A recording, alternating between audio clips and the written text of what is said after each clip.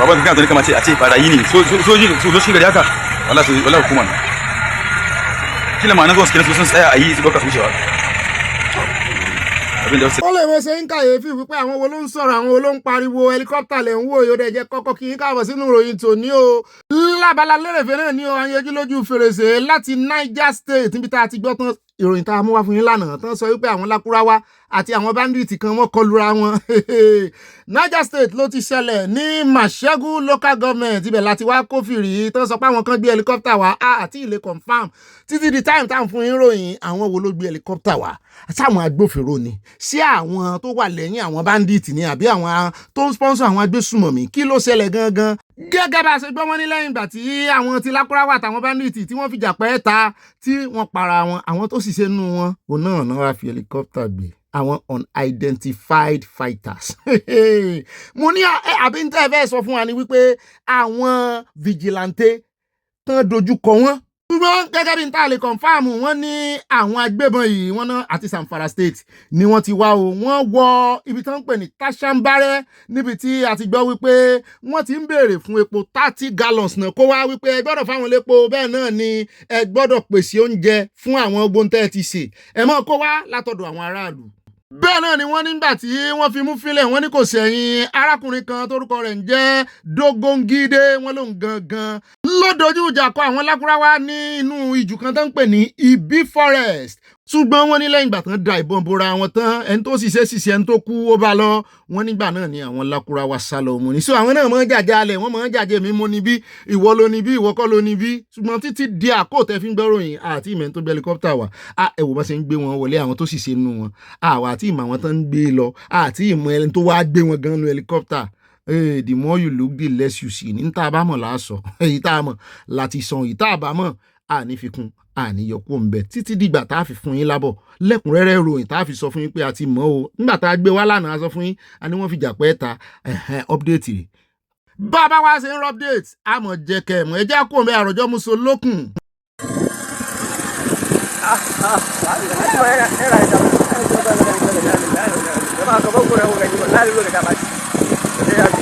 Bí mo ṣe rí fọ́nrán ara mi ń bù máa sọ ń ṣe gírígírí nítorí títí tẹ̀ ń wò mo ti gba abẹ kọjá rí bẹ́ẹ̀ ni nígbà tí mo rè sáàfù sílámẹ́ àrẹsẹ̀pá mi ní Bodinga local government mo sọ fún yín. ṣùgbọ́n àwọn ará agbègbè Bodinga lẹ́ ń wò yìí o tẹ̀ ń wò nú fọ́nrán yìí wọ́n ní wọ́n fi mú gbòòrùn wípé wọ́n láwọn bandit ń bọ̀ o wọ́n ní iná bá fẹsẹ̀ fẹ́ pé wọ́n ní bá wọn lé o. gẹ́gẹ́ bí ó sojú mi kòró kan tó ganu sí máìkì ó ní àwọn àdúgbò àwọn Danjadi Dambagi Karaje àti Tankule ó ní òun ni wọ́n wọ̀ o tó fi jẹ́ kí àwọn ẹbí àtàrà kí wọ́n máa sá lọ. lẹ́yìn ìgbà tí kan nú wọn tó jóbìnrin tó ní wọ́n ti pa ọkọ òun kí làwọn ará àdúgbò gbọ́ sí everybody bá yí adànù mo ní lábẹ́ ìṣàkóso Sultan of Sokoto ó sì rí nǹkan kan ṣe sí ó má ṣe o. túbọ̀ bàbá dénú àkójọpọ̀ ìròyìn mo mọ̀ pé inú ó ti gbọ́ wípé àwọn ọmọ ogun Amẹ́ríkà ti kúrò Nàìjíríà ṣé gbogbo wọn náà kó kúrò kí ló fà á tán fi kó wọn kúrò kí ni iléeṣẹ́ ológun Nàìjíríà ń sọ ó dá gbogbo ẹ̀ náà láyànjú bàbá dénú àkójọpọ̀ ìròyìn. ẹ ń wò pé wọn tàwọn ọmọ kéékèèké ẹ ń ò ti rí àmì ìdánimọ̀ wọn ni ẹ ti rí pọ́n gbábọ́ dání. àwọn ọjọ́ ọ̀la wọn lé Haúsá rè wọn kóra wọn sẹ́yìn ọ̀kadà iṣẹ́ bẹ̀rẹ̀ nù wọn náà ń bá iṣẹ́ òòjọ́ wọn lọ́nu àlùmọ̀ǹjèrì. ara àwọn company tí wọ́n rè nílé Haúsá odidi company industry ní àlùmọ̀ǹjèrì industry ẹ̀rù pọ́n ní nǹkan kan lé Haúsá wọ́n lálùmọ̀ǹjèrì o. Today, if they divide Nigeria, northern Nigeria, we don't have any company. No any company that we're going to claim that we okay, this one the government built it and this is our own now. Nothing. We are starting from square one. Poverty will kill us not. Let's be sincere with each other. Now I'm asking Atiku, I'm asking Erufai, and I'm saying Obasanjo, and partially Peter Obi, because you are together with them that time. So I'm asking you people, this series of companies that was lost, that was collapsed under your regime, where are they? I'll list them now. Nigerian paper mills in Kwara State was collapsed 2005. Lafiaji Sugar Company was collapsed 2005 in Kwara. Nigerian Bottling Company in Kano, Kaduna, Plateau and Borno collapsed 2004. Kaduna Fertilizer Company collapsed 2002. Arewa Textile Limited collapsed 2002. Peugeot Automobile Nigeria Kaduna collapsed 2007. Super Textile Kano collapsed 2004. Zamfara Textile collapsed 2004. Sokoto Creamel Tiles collapsed 2005. Bauchi Meat Factory collapsed 2003. Gombe Oil Mill collapsed 2004. So I have more than 44 companies in the north that was collapsed. So I'm asking Atiku, I'm asking El-Rufai, where are those companies? Ó ká Ọ̀gbẹ́ni lára ṣẹ́bẹ́ lálùmọ̀ ń jèrè industry. Ẹ sì ní sàríà industry yẹn náà ti tó yín. Gbà tẹ́ ń ti ilé ọtí tẹ́ ń ti ilé gbogbo ẹ̀ pa. Ẹ mọ̀ pé industry lẹ́ ń tì pa. Wọ́n ti fi ẹ̀sìn yìnyín lórí ẹjẹ́ àkóńbẹ́jàre ẹjẹ́ Adébàdàn. Wọ́n ní ọwọ́ tẹ àwọn afurasí ọmọ ẹlẹ́gbẹ́ òkùnkùn. Wọ́n display wọn fún ẹjẹ́ àgbọ́ lẹ́nu PPRO àwọn ọlọ́pàá lọ́yọ̀ state. The dreaded Aye confraternity were going to be having Aye confraternity were going to be having their gathering at particular locations within Ogbomoso. Which and quickly upon the receipt of the information, the Commissioner of Police, Oyo State Police Command, CP Abimbola Ayodeji Olugboyinka, PSM and IPS, directed the Commander FCRU to promptly mobilize his men to the said location. Having laid surveillance at the said area, we were able to move on their locations, and these 11 young men here were arrested. Each and every one of them have confessed to their involvement, different involvement in the Aye confraternity. Of course, one of them have confessed to be the number one, and several other postings they hold in the Aye confraternity. This is one of several other achievements of the command. In this particular operation, about 4 cut-to-size pistols were recovered, cutlasses, battle axe, and some other material, incriminating material belonging to the Aye confraternity were also recovered from them. Each and every one of them have confessed to their involvement in this dreaded group. However, we use this moment to tell the group of Oyo State to keep cooperating with the Nigerian Police Force, Oyo State Police Command, other security agencies, and with their corporations and consistent, giving us accurate, credible, and timely information. Ọ̀rẹ́ Ọ̀yọ́ State láti wá ó à ń gbọ́ ìròyìn fògànà kan lẹ́nu VDM tó sọ wípé òun gbọ́ wípé ìpínlẹ̀ Ọ̀yọ́ san ransom lórí àwọn ọmọ tán kó lọ lórí ire àtàwọn tí í ṣe àwọn ṣùgbọ́n wọ́n ní àwọn agbésùmọ̀mí kọ̀ wọn ò kó wọn dàálẹ̀ sóòótọ́ ni ṣèrọ ni èjì àkọ́kọ́ gbọ́ lẹ́nu oníkànnà. In Oyo State. So it is said that the government paid ransom for the release of those children, but the kidnappers collected the money and have still refused to release those children. Today we make it 49 days in captivity, 49 days with those little children. Ọ̀nà láti bọ́ lẹ́nu VDM yẹn o, ṣùgbọ́n ní pápápá ní ìpínlẹ̀ Ọ̀yọ́ náà tí wọ́n fi ìròyìn léde wípé ìròyìn fògànà ní gbogbo àwọn tó bá ń gbé ìṣe blogger ní ìṣe journalist ní wípé ẹ sọ fún wọn kán panu mọ́. Mo ní ta ló wá gbéròyìn fún VDM? Látìgbà tó ti wá ṣe protest n'Íbàdàn ṣé kò ní nọ́mbà yín ni?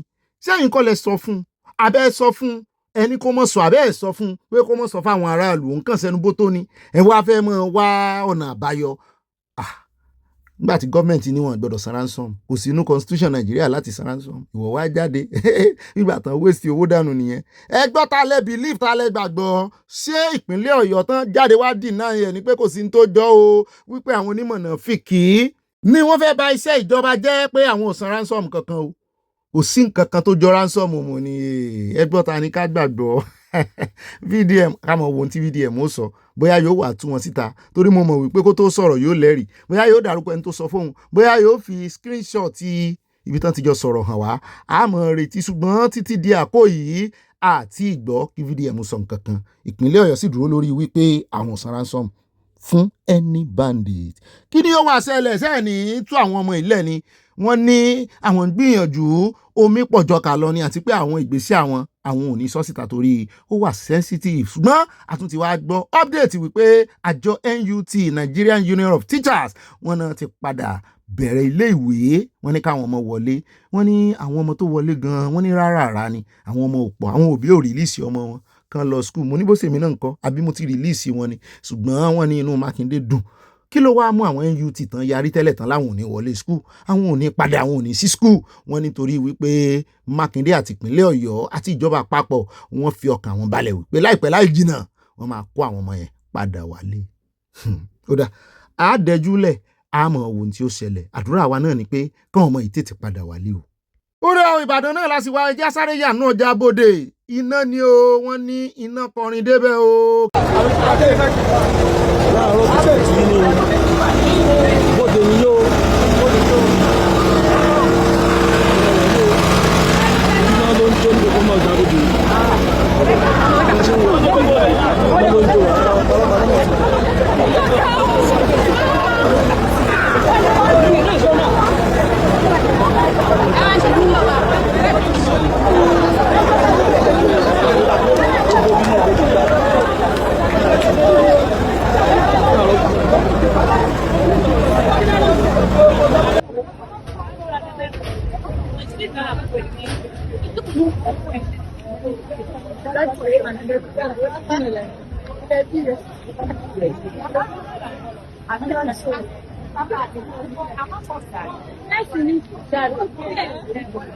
Italiano se non lo vai.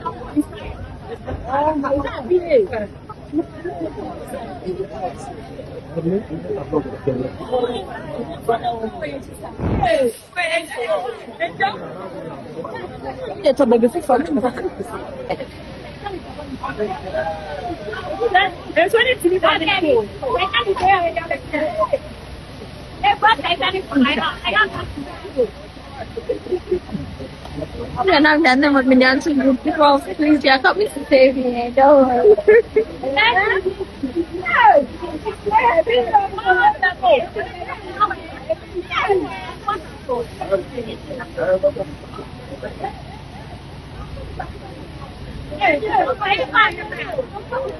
eléyìí ni ó wà mú wáyà lẹ́kọ̀ọ́ ní Lagos fuel depot lápapá ní tá a ti gbọ́ wọn ní iná ràn ó kọ ọmọ tí ó tọwọ́ bẹ̀rù ṣùgbọ́n àwọn òṣìṣẹ́ panápaná wọn náà ti kó gbogbo èròjà tán fi ń paná lọ bẹ̀ o wọn láwọn ò tọwọ́ bẹ̀rù àwọn ò tẹsẹ̀ bọ́ gan ṣùgbọ́n ẹ fáwọn láàyè kàn kọ́kọ́ paná làwọn èèyàn ń sá kíjokíjo mú ní ẹ mọ́ dúró lẹ́gbẹ̀ẹ́ bẹ̀ o ẹ lè sọ gangan ibi tí àwọn páìpù tó ń gbé epo gbà lábẹ́ ẹlẹ́ o bí iná bá sì ti ràn wàhálà ni ó lè mọ tọ ibi tí epo wà tàbí tí gáàsì wà o ẹ kú lẹ́gbẹ̀ẹ́ ibẹ̀ o. How it is now, and we're trying to rescue the situation at the premises now.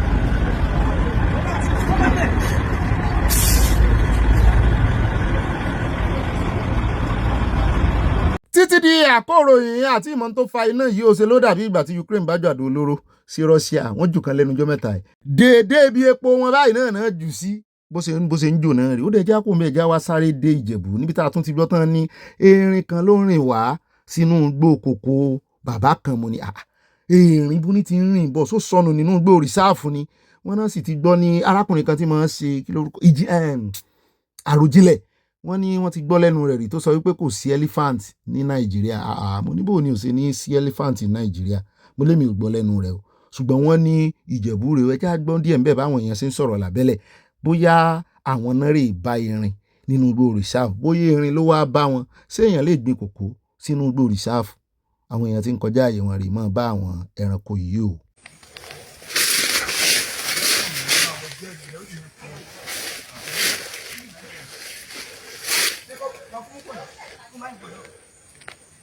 abẹ́ẹ̀rí ẹ̀rù ń bá òun gan ó sì wà lójúfò bóyá ló fojú kan èèyàn rí bóyá ó sọnù ní àmọ́. sì mọ̀ pé kọ́dún tó kọjá tó jálẹ̀ náà la gbọ́ tán ní erin ó dédé pa àgbẹ̀ kan níjẹ̀bú náà ni Ìjẹ̀bú gbókọ́ ló ti ṣẹlẹ̀ ibi tá a ti ń sọ ẹ̀ lọ́wọ́ náà ti pè wá ní Rivers State bí ẹ̀ tún wá wo erin táwọn rí omo ni àwọn wo ló wá ní òsè erin ní Nàìjíríà erin náà ló ń jáde wáyé kí ló ń ṣẹlẹ̀ sí wọn nú igbó àbáwọn Fúlàní ní ń lé wọn ni.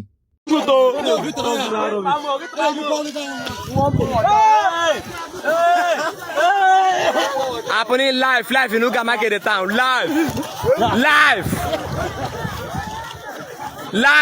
in Uga Market town. Live at Andoni full time, live.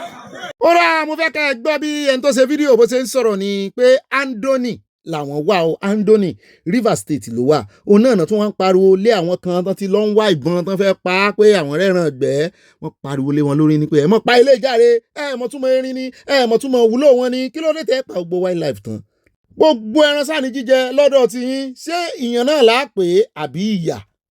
For my life I just dey here for my life I never see am.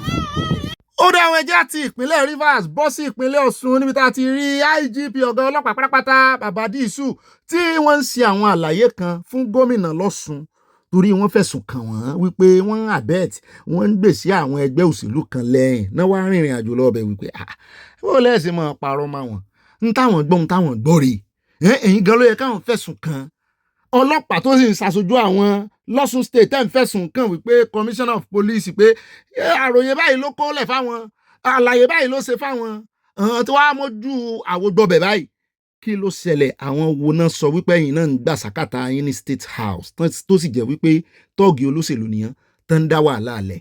Why am I here today? I'm here because of the situation Osun State is turning into. I've taken my time to look at what is happening around here, and for a number of time now, number of months, we have been able to count the number of deaths and number of crises fighting in and out in Osun. We are approaching a very important election, and this like this will not be entertained by us.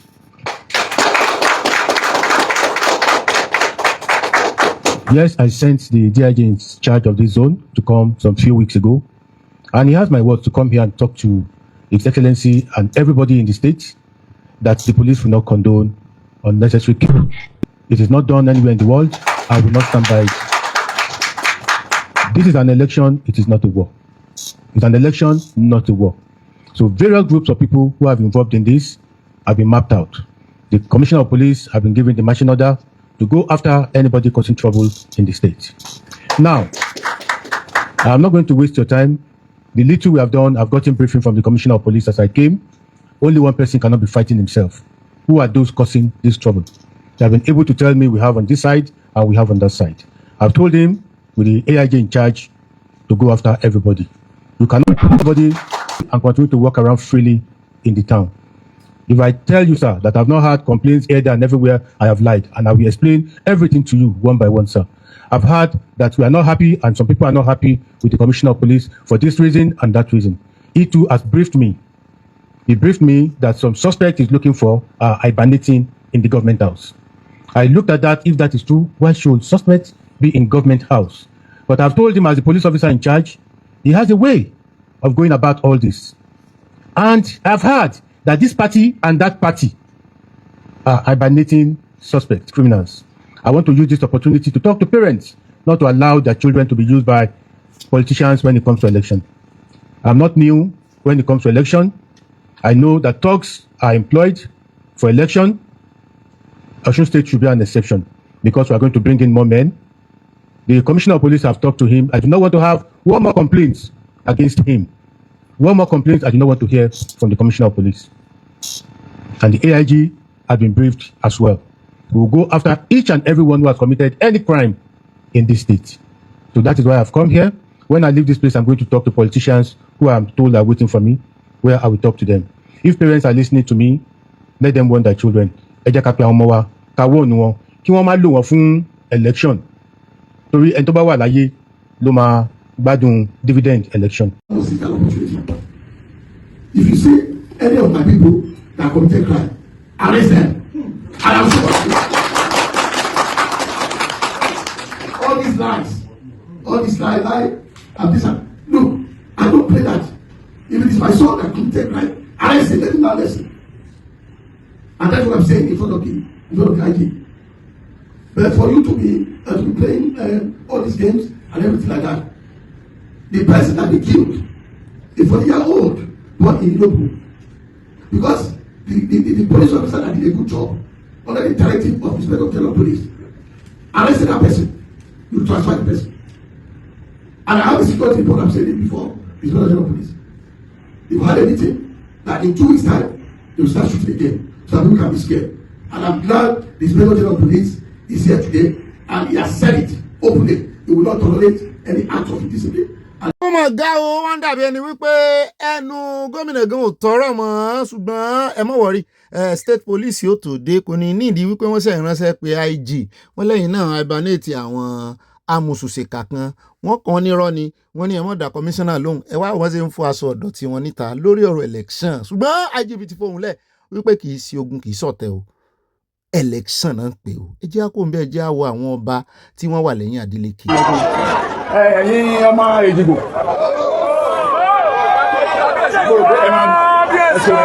ẹ máa gbọ́ èdè mi náà ni pé Adeleke láti gbogbo gbogbo tẹ́ ti wá rí báyìí wípé ọ̀làjú ti dé tẹ́lẹ̀ ní ọba iṣẹ́ òṣèlú ọba ti ń ṣòṣèlú wọn wá ṣe nídà kọ́ńkọ́ mọ́ wọn ń ṣe lójú gbangba bí opposition bá rí ìwọlé táwọn ọba yẹn bá wọn nìyẹn o ẹ jẹ́ wá yà lọ́dọ̀ bàbá Adébóyè ọ̀rọ̀ kan tí wọ́n sọ láìpẹ́ yìí lórí Ààrẹ Olódòdẹ wípé sáàrẹ Olódòdẹ ní í ṣe yín ni Ààrẹ Olódòdẹ kọ́ ní í ṣe yín nǹkan ti bàjẹ́ kó Olódòdẹ tó débẹ̀ àwọn èèyàn sì ń sọ o wọ́n sì ń fún bàbá lésì ọ̀rọ̀ wọn o. bàbá sọ̀rọ̀ nípa subsidy bí ààrẹ olódòdó ṣe yọ subsidy wọ́n sọ̀rọ̀ bí àwọn tí ọ̀rọ̀ ìkalára àwọn tó kàn gangan àwọn alágbára àwọn kàbá bí wọ́n ṣe dojúkọ ìjọba ààrẹ olódòdó ẹ jẹ́ á gbọ́ bí bàbá ṣe sọ bóyá ẹ gbà àwọn kan gbà àwọn kan ò gbà àwọn kan ń fún bàbá lésì àwọn kan ń yin bàbá wọ́n ní tí bàbá sọ yẹn gan-an bẹ́ẹ̀ ló ṣe rí ẹ gbọ́ ara ń kan Gaza àwọn ọmọ Nàìjíríà o èèyàn lè sọ tọrọ fún wọn gan kó bọ́ sódì lọ́wọ́ yìí. Knew that the major reasons why we were having financial problems, we'll be having it all before he came in, is the fact that a lot of money was being spent to import petrol.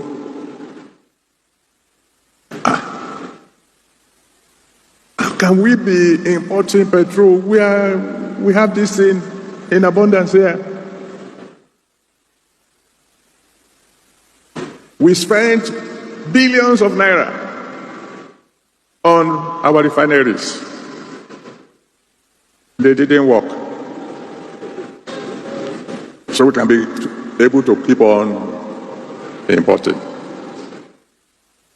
That's why when the president came in, the very first day he came, he said, this money they spend in importing petrol, he says he cancelled it. And we were all rejoicing. Hey, thank God. But some people were angry. Those who were making money from importing petrol. And they decided, okay, we will create a problem. And all of a sudden, Naira began to go down fast. I cried to my people, let us pray. Thank God some people joined me in praying. Because the way Naira was going then, if God has not intervened, by now $1 will be about 10,000 Naira. But God stepped in. Bàbá ò tí ì sọ̀rọ̀ délẹ̀ tí Adétóun firstborn olódòdó ti jáde wípé bàbá méjì lòun ní láàrin àwọn bàbá méjèèjì náà lòun wà bàbá àwọn olódòdó bàbá àwọn nínú ẹ̀mí ni bàbá Adébóyè ṣùgbọ́n òun fẹ́ bá bàbá sọ̀rọ̀ ẹjẹ́ àgbọ̀n tó fẹ́ sọ náà. The biggest, most respected man of God under the Federal Republic of Nigeria. As a matter of fact, it's international. No packaging needed. That is Daddy Gio. Daddy, Eshibai, put down first, sir. I want to follow you and talk, sir. Yes, this matter, I'm not angry. Eti sọ̀rọ̀ dáadáa. Bó ṣe yẹ ká gbàlagbà sọ̀rọ̀, that is how you are spoken. Bible says we should ask for wisdom, knowledge, and understanding. Sir, you are a man, you are a very wise man. You are very, very wise. Bẹ́ẹ̀ni, sir. There's knowledge. You are very, very aware of how things should be done. Yes, sir. Yes. Understanding, sir. Yes, sir. Kò yé yín, sir. Má bínú, sir. The only reason why I say you don't understand, sir. Daddy, you don't understand how the parole is going. Daddy Gio, sir, you don't understand how the parole is going. I heard what you said, and for those of you that have not heard, listen to what an elderly man of God has said concerning the President of the Federal Republic of Nigeria, the ongoing crisis and the situation of the country. Please hear it. He contacted US. Daddy, now, you heard what Baba said. They called a meeting and what Baba said is what an elderly man. Baba is over 80. Thematic disloyalty. The people that are supposed to give the president feedback, they are psychophants. To go and bomb the system is not working. Your expectations cannot work. This is Nigeria. Let me define the people that are supposed to do or execute or carry out the instruction that the president, Bola Ahmed Asiwaju, the chief commander himself, supposed to do. The rest is left to the supporters. So what he told him, they can tell lie for Africa. Why they tell lie? Jesus Christ himself, if you are sending invitation for people to come and do crusade, don't bring Jesus to Nigeria under this politics. Don't bring it under this government, sir. Iroyin Akojopo, sir. The problem we have in Nigeria is not that we don't know the things that are supposed to be done. Gbogbo summary torí ibi tí Adétóun gbé wa lọ ó ti fẹ́ mọ long jù. It's becoming a long thing. Gbogbo summary ọ̀rọ̀ ẹ̀ náà ni wípé bàbá sọ̀rọ̀ dáadáa ṣùgbọ́n bàbá ò lóye àwọn tó surround Ààrẹ Olódòdó pé ọ̀pọ̀lọpọ̀ wọn tó surround wọn wípé psychophant ni wọ́n. Mo ní kí ni jẹ́ psychophant? Wọ́n lé wọn ṣe lálàyé fún àìkánnú wọ́n ń rojọ́ rẹ̀ lọ́wọ́lọ́wọ́ báyìí. Òun ló fẹ̀sùn kàn yàn ṣùgbọ́n àwọn èèyàn náà tí wọ́n ń fẹ̀sùn kàn bàbá Fẹ́mi Fálànà ti ganu sí àwọn lọ́ọ̀yà míì náà ti ganu sí wọ́n náà fẹ́ wá ìdí òkodoro ọ̀rọ̀ fẹ́ wo kúlẹ̀kúlẹ̀ ọ̀rọ̀ yẹn ẹja dínú àkójọpọ̀ ìròyìn tán fẹ̀sùn kàn tán fọlọ́pàá mú lọ́jọ́ sí bí ẹ̀ẹ̀mejì sẹ́ẹ̀mẹ́ta náà ti fọlọ́pàá mú láti 2024 wá ó sì ń padà sí ìdí agency tán sọ wípé fake agency ni wọ́n dẹ̀ ń wòran ẹ fọlọ́pàá gbé ẹ ló ń impersonate ẹ ló signature ẹ ló lọ fọ́ọ̀mù ẹ ló lọ open CBN bank kan ẹ ló gba ṣọ́ọ̀bù sí secretariat l'Abuja tí àwọn agency míì gan parastatal míì gan ò tí ì rí ṣọ́ọ̀bù gbà ẹ sì ń gbé ẹ tún filẹ̀ yóò sì tún mọ́ pe ara ẹ̀ DIG àti rí ó bá wọn lọ́balọ́ba ya picture ó bá wọn níjòyè ya picture ó tiẹ̀ bá olórí àjọ EFCC ya picture ó bá wọn èèyàn ya picture rẹpẹtẹ ìsìn ni ò mọ̀ ṣe mọ́ lọ́ọ̀yà kan ti là mọ́lẹ̀ fún wa ó ní iye tí wọ́n jọ ní ládéhùn tí wọ́n fẹ́ san fún ara wọn ó ní òun ló fàjà mo ní òun náà sọ̀rọ̀ o arákùnrin yẹn náà ti sọ̀rọ̀ o ẹ gbọ́ kúlẹ̀kúlẹ̀ bàbá dénú àkójọpọ̀ ròyìn wọn ní wò tán. ẹjẹ́ wáyà lọ́dọ̀ àkànbí arákùnrin tẹ́ rí ìtàn fẹ̀sùn kàn ní àjìǹkọ́ni ní island sani wọ́n fẹ̀sùn kàn wípé ó pààyàn méjì wọ́n ti fi sáhàmọ́ látijọ́ yìí ǹjẹ́ ìṣe láti ìparí ọdún yìí àti àbíbẹ̀rẹ̀ ọdún yìí náà ti fi sáhàmọ́ ló wá ń ra owó ẹ̀bẹ̀ pé òun ò pààyàn wọn ló sick wọ́n wá gbé lọ hospital ni òun ti fẹ́ kú o òun ò rí ìtọ́jú tó péye o bẹ́ẹ̀ náà làwọn ará àdúgbò rẹ̀ ní àlòpá ara àwọn náà ló ti pa á ẹjẹ́ àwòbó ṣe ń ra owó ẹ̀bẹ̀ ó dákọ̀ VDM ó dárúkọ àwọn kọ̀ọ̀kan tó fẹ́ kán wá gbà ń lẹ̀. ìjọba ìṣàánú mi o Tinubu ìṣàánú mi o VDM ìṣàánú mi o ìṣàánú mi wọ́n pa ọmọ mi ni o pa ọmọ mi pa méjì ni o ìṣàánú mi o torí ilẹ̀ mi o torí ilẹ̀ fámìlì mi o torí orí ilẹ̀ aráàlú mi o tó fẹ́ máa jíta mi ìṣàánú mi o VDM ìṣàánú mi o Tinubu ràn mí lọ́wọ́ o VDM ìṣàánú mi o wọ́n pa ọmọ mi pé mo pààyàn ni o ìṣàánú mi o VDM ṣe investigation tí wọ́n mọ̀ pa ọ̀rọ̀ yìí ẹ jẹ́ kí ìjọba fi àjẹ mi o tí wọ́n mọ̀ pẹ̀ VDM ìṣàánú mi ràn mí lọ́wọ́ ẹ ṣàánú mi ò ń pa kíní yìí. ó ń jọ bí ẹni pé omi ti tán lẹ́yìn ẹja ọmọ líle àṣì ọmọ líle náà mọ̀ ń rọ̀ bọ́wọ́ bá tẹ̀ ẹ́ èmi ọmọ líle ẹ̀ ó tí ì débi ó lé ni wọ́n ní bọ́mọdé bá débi ẹ̀rù àbá Ọ̀gbẹ́ni Àkànbí ti débi ẹ̀rù wọ́n ròyìn ẹ̀ ṣùgbọ́n òun náà ló tún wá di innocent lójú àwọn èèyàn yìí o wípé ẹ tètè ṣe investigation yìí o òun ò ní kẹ́ ẹ mọ̀ ṣe investigation o ẹ mọ̀ jẹ́ kó ń kú sínú àhámọ́ o time tó bá yẹ kẹ́ ẹ fi ṣe investigation ẹ fi ṣe o káwọn tó fẹ̀sùn kankan kẹ́rì jáde o mo nílé ẹjọ́ yóò ṣàyàn rẹ̀ ṣùgbọ́n mo lé ó sì wá jẹ́wọ́ nìkan náà mú tán fẹ̀sùn kan pé wọ́n ló pa wọn ẹ jẹ́ àkó mbẹ́ ẹ jẹ́ àdọ́dọ̀ ẹ̀mí àlìlè mi só lé lóòótọ́ sá àbí nǹkan tí mo àwọn èèyàn fẹ̀sùn kàn ẹ tún wá gbọ́n tó lúwo yín sọ. ọba gbogbo wọn bẹ́ẹ̀ ṣe pẹ̀lú wọn bẹ́ẹ̀ lọ jọ mọ́lẹ̀ ni wọn lọ jọba mọ́lẹ̀ ni wọn lọ jọ mọ́lẹ̀ nínú ẹgbẹ́ wọn sì tún sọ fún pé wọ́n bọ̀ sà ní tẹ́ǹsì ẹ̀yìn tí wọn kọ́ ní bọ́ọ̀sì gbẹ́sẹ̀ wọn kọ́ ní ọ̀kọ́ bó ṣe jó ọ̀kọ́ ní kankan tàbí àtàkìní àṣẹ ètùtù àṣẹ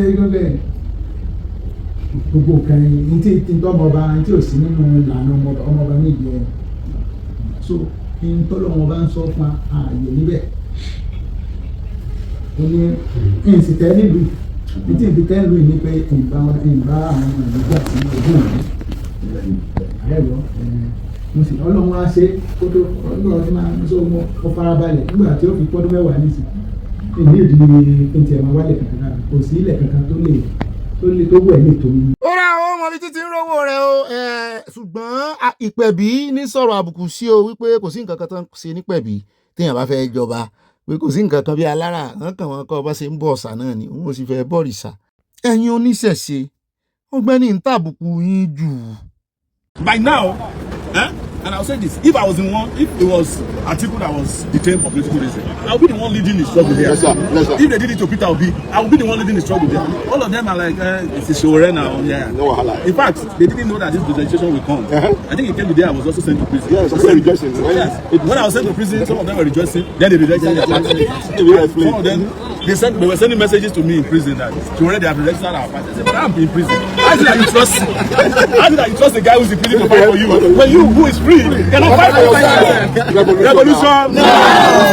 Ẹ̀yà ó dùn sòwò rẹ̀ díẹ̀ o wípé ńgbà tó ń wà ní incarceration bí ọjọ́ mélòó kan kò sí èyí tó béèrè òun ká níbi tàbí ló wà ń bẹ̀ tàbí Ọ̀gbẹ́ni Àtíkù wípé òun lòun ò mọ̀ forí jágbó kiri tóun ò mọ̀ ṣe revolution now mo ní sòsẹ̀ mọ̀ yẹn ni ọjọ́ táwọn ọmọ Ìgbò tó bá máa padà lẹ́yìn ẹ̀ ọjọ́ ẹ̀ ó ìta gbangba ló ti ké tó rà ń kìlọ̀ fún ọ ìwọ àtàwọn ọmọ Ìgbò ṣùgbọ́n wọ́n ní àmọ́ kìlọ̀ fún wọn ní Sowore mọ́ tí ń ṣe o wọ́n ní torí politician ní Sowore yàtọ̀ sí pé ó ń ṣe struggle, wọ́n ní politician ni, wọ́n ní politician ò sì yàtọ̀ síra wọn. Olóṣèlú ọmọ jẹ́, kò sí bí ejò ṣe lè bọ́ tó lè bọ́ oró inú ẹ̀ mọ́. Mo ní Sowore sì dáa o. Tó bá ń ṣe protest, ẹ gbé fún ibi tó ti dànù. Ṣùgbọ́n nípa nǹkan yòókù kó sọ̀rọ̀ àbùkù, kó kàn sọ̀rọ̀ ṣàká, kankan mọ bí léèrè ọ̀rọ̀ àwọn tó sì ń ṣe mídíà kìíní ẹ̀ náà wọ́n mọ bó ṣe ń bí láwọn question kan tán mọ̀ fi rìn gínigìní. Wọ́n lè ní ó gbọ́ wọ́n ní ìró ẹkùn kan o, ẹ gbọ́ bí ó ṣe dáhùn. Wọ́n lè ní wọ́n bí léèrè ti VDM náà àráyè ní àbámu abẹ́ bá rí bó ṣe dáhùn náà. Òun nìkan ló mọ̀.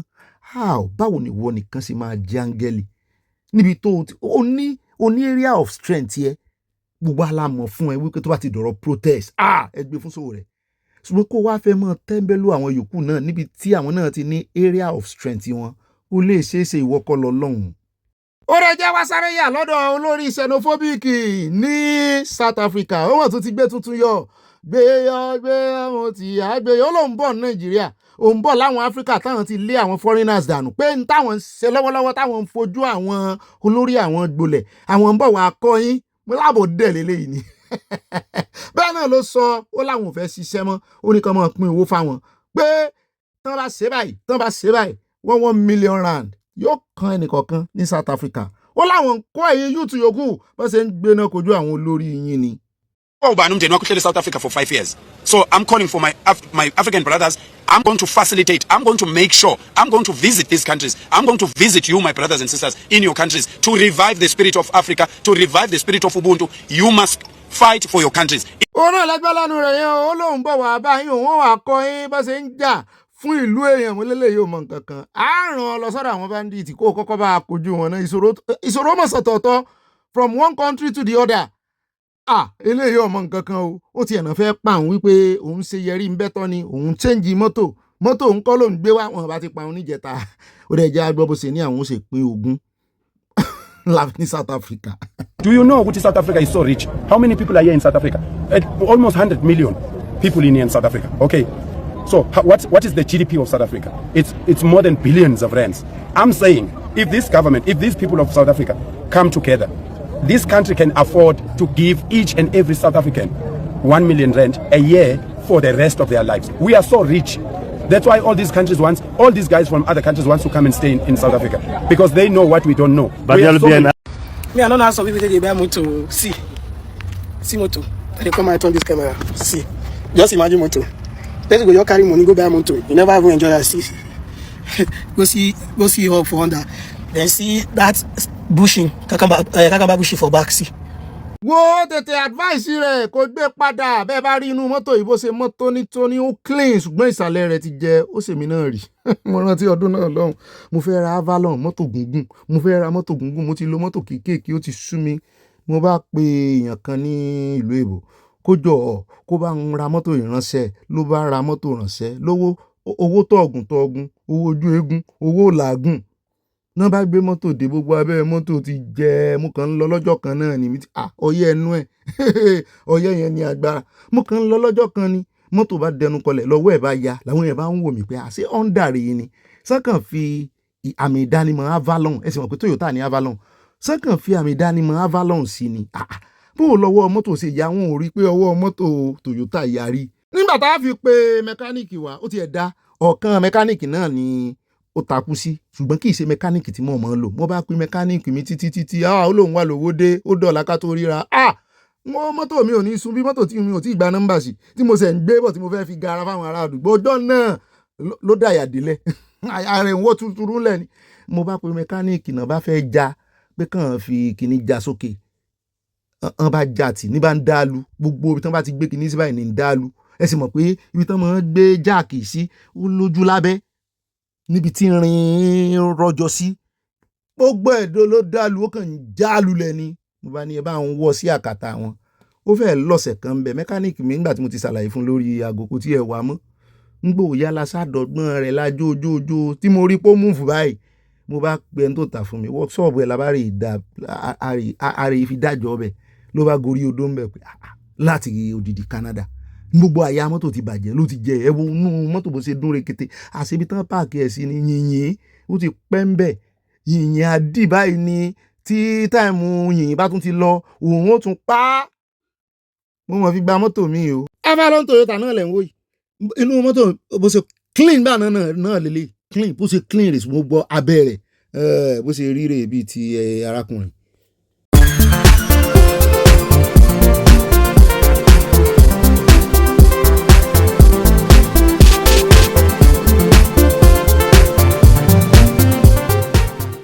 Lílọ bíbọ̀ ẹ̀dá láyé ọwọ́ rẹ̀ ló wà ó, jíjẹ mímu gbogbo ènìyàn o bàbá ló ń pèsè ohun gbogbo tó dá sí ló yege, à ń fi ìfọ́bà rere o tó mú wá yegede, kòwò ta ìṣedédé ọmọ ẹ̀dá ènìyàn o, ojú tọ́ta yegede ọmọ ọlọ́run ti yege.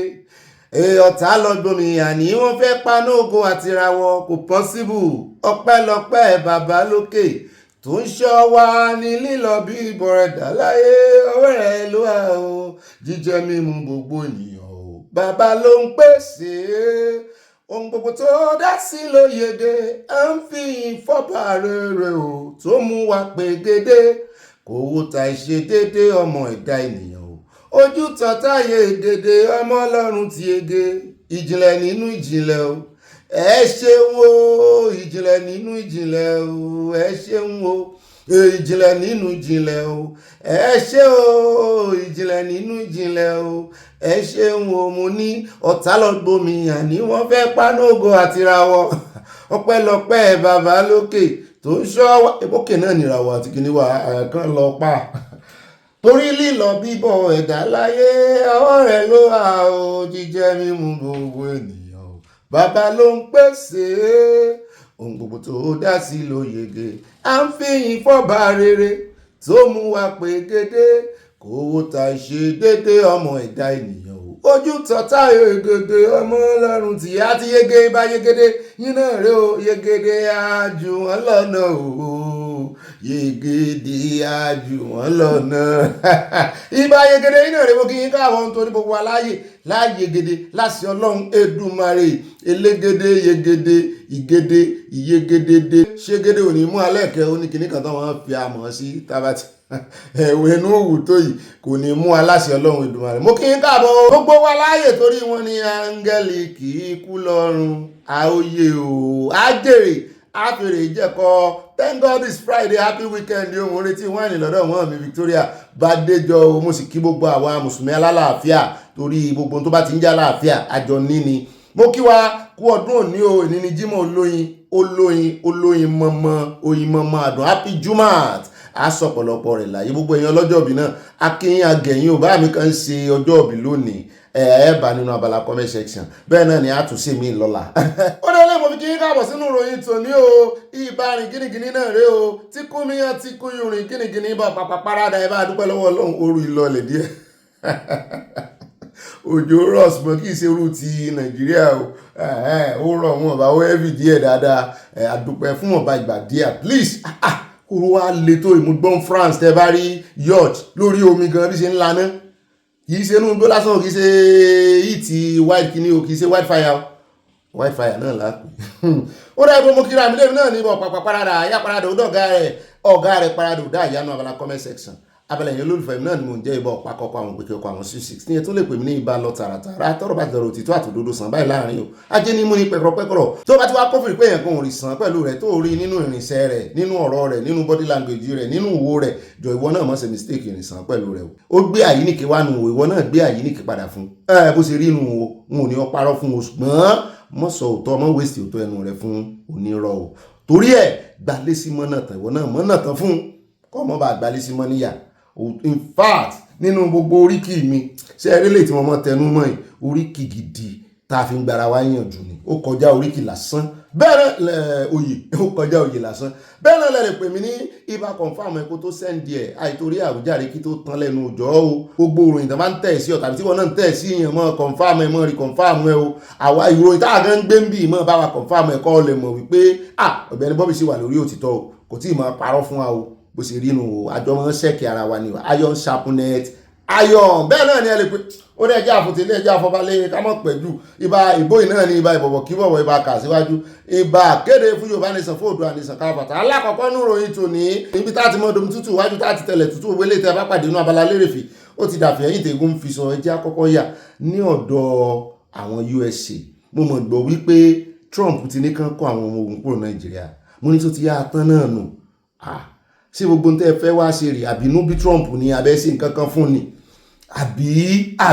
àbí làwọn èèyàn ń rò látànà tá a ti rí ròyìn yìí o pé kí ló lè ṣẹlẹ̀ ṣùgbọ́n tó fà á sọ lónìí o nígbà ìtàn ti wá kú gbogbo wọn náà kọ́ ló kú o ṣùgbọ́n àwọn ọmọ ogun gangan ìwọ̀nba tán kó wá wọn náà yẹn ti lọ àwọn oní intelligence ló kú báyìí mo náà wo ní wàá mọ́ kọ́ àwọn ológun wa ní drone àwọn wo ní ó mọ̀ bọ́n rí àbí wọ́n rí pọ́n gbàbọ̀dé fáwọn ni àbí wọ́n kófìrí ewu ni àbọ̀n gbóòórùn pé nǹkan kan ò ṣe déédéé ni kí ló lè fà á àbí inú àwọn tí ń rehabilitate radicalization àbílẹ̀ ló jẹ́ kínú bí wọn ni kí ló lè fà á náà wá àwọn náà sì ń ṣe dáadáa o wọ́n dájọ́ ọkú fáwọn kan ń jẹ̀tàn náà USA kí ló dé Trump tí bàbá Adébóyè ṣe sọ̀rọ̀ tán ní àwọn tún fẹ́ kó o tún fẹ́ lójú sí i tá a ti rò pé ńgbà tí ó ti yanjú gbogbo wàhálà làásìgbò tó wà ní Iran o pé ó lè fẹ̀dọ̀ lórí òróǹro wá bá wa dáná yá wọn kí ló ṣẹlẹ̀ àgbẹ̀yìn débẹ̀ àjọ sọ ọ́ lórí ó ṣe mí kàyéfì nígbà tí mo rí ìròyìn yẹn lánàá ṣùgbọ́n ẹ mọ̀ wọ̀rí àfẹ́ lójú bá wa ti wá kó ń bẹ̀ tán Ọ̀gbẹ́ni tán fẹ̀sùn kàn tán sọ wípé ó rè dá agency tí ó exist lẹ̀ bọ̀dá Báyọ̀ Ọ̀nànúgà náà wọ́n fi ìkéde síta bẹ́ẹ̀ náà ni Gbajabiamila tó jẹ́ chief of staff wọ́n ní òun ló ti ẹ̀kọ́kọ́ petition arákùnrin Adéníyì tí wàá sọ̀rọ̀ lórí agbágbé òun àti Ṣeun Ọ̀kínbalóyè ní Channels TV náà jọ fomi jomi tó ro ọ̀rọ̀ gbogbo nǹkan jọ sọ ohun tí Ọ̀gbẹ́ni sì ń tẹnu mọ́ṣẹ́ àjọ sọ lónìí ni kò ní í dọ́là bọ̀dá Gbàjà ẹ̀rì ìmúra o ìjà ńlá ni o orúkọ yín kó yá àròyìn o bàbá tí wàá kó ń bẹ̀ tán á wà padà sórí ọ̀rọ̀ NYSC àwọn ọmọ àgùnbánirọ̀ mínísítà ti padà jáde o minister of youth pé ẹ má bọ́ ń fẹ́ lójú tó ń sọkọ́ nìyẹn mo ní ẹ fèsì ara yín youth níwọ náà àwọn youth ní ń ta sí ọ language tẹjọ́ ń lò fúnra yín tẹ́ ń pera yín mòrán tẹ́ ń pera yín lọ́dẹ̀ bẹ́ẹ̀kú ṣe máa ń sọ̀rọ̀ síra yín ó ní kò dùn ó ní ṣùgbọ́n òun kàn propose nìkan náà mú proposal wọn wá ó sọ̀rọ̀ ilẹ̀kùn àwa náà ò fi tiwa kún nítorí lẹ́yìn ìgbà tí VDM ti sọ̀rọ̀ lánàá àwọn èèyàn dá padà fún owó bàbá Ìjẹ̀bú àwọn kan ló make sense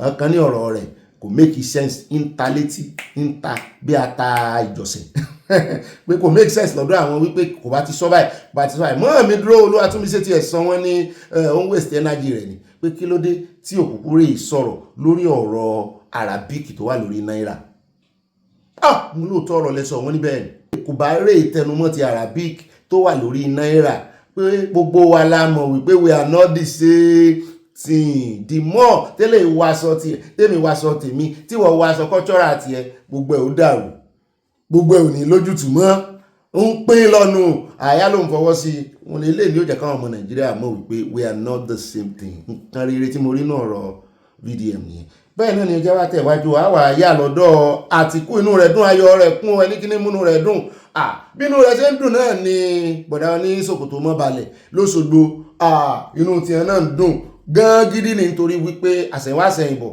ilé ẹjọ́ ti wá clear gbogbo ohun tí ń jà rìnrìn lẹ̀ wípé David Mark òun gangan ni sí àmọ́ àwọn inú ẹgbẹ́ ADC o kò sí wàhálà mọ́ kò sí nǹkan kan tó lè dá wọn dúró mọ́ bẹ́ẹ̀ náà ni Àtìkú ni presidential candidate ọkàn rẹ̀ wá balẹ̀ ní ìsìn òfin mú ní abálájọ tó náà ṣe ń sáré lọ yan Òkóǹkó gẹ́gẹ́ bí agbẹnusọ ní ìsìn wọn wá ń gara síkìn náà ń ṣe sí Peter Obi wípé ìwọ tó sákúrò nítorí rògbòdìyàn nítorí ìlà ìlò kúrò ní ẹgbẹ́ ADC ibi tó wá sá lọ ní ìsìn ẹ̀yin náà ẹ̀ ń lọ kóòtù o mo ní ẹ rí i pé kóòtù ó dáhùn náà láre ní ìfẹ́ yọ orúkọ rẹ̀ kúrò lórí ballot torí nǹkan yẹn o à ń bọ̀ bẹ́ẹ̀ o àwọn èèyàn náà fẹnu sí Àtìkú ó sọ̀rọ̀ ó ní Àtìkú vows 2027 fight as court clears Mark led ADC ó ní ọ̀sẹ̀ ìbẹ̀rẹ̀ ìjà ní òkàrí olódò dẹ́rẹ̀ ìmúra bàbá tí wá kó ń bẹ̀ tán á wà padà sí ọ̀dọ̀ ìkànnú àwọn former minister of power tí wọ́n mú lọ́jọ́ sí wọ́n ti convict ẹ o bẹ́ẹ̀ náà ni gbogbo bílíọ̀nù tó kó wọ́n ti gbẹ́sẹ̀ lé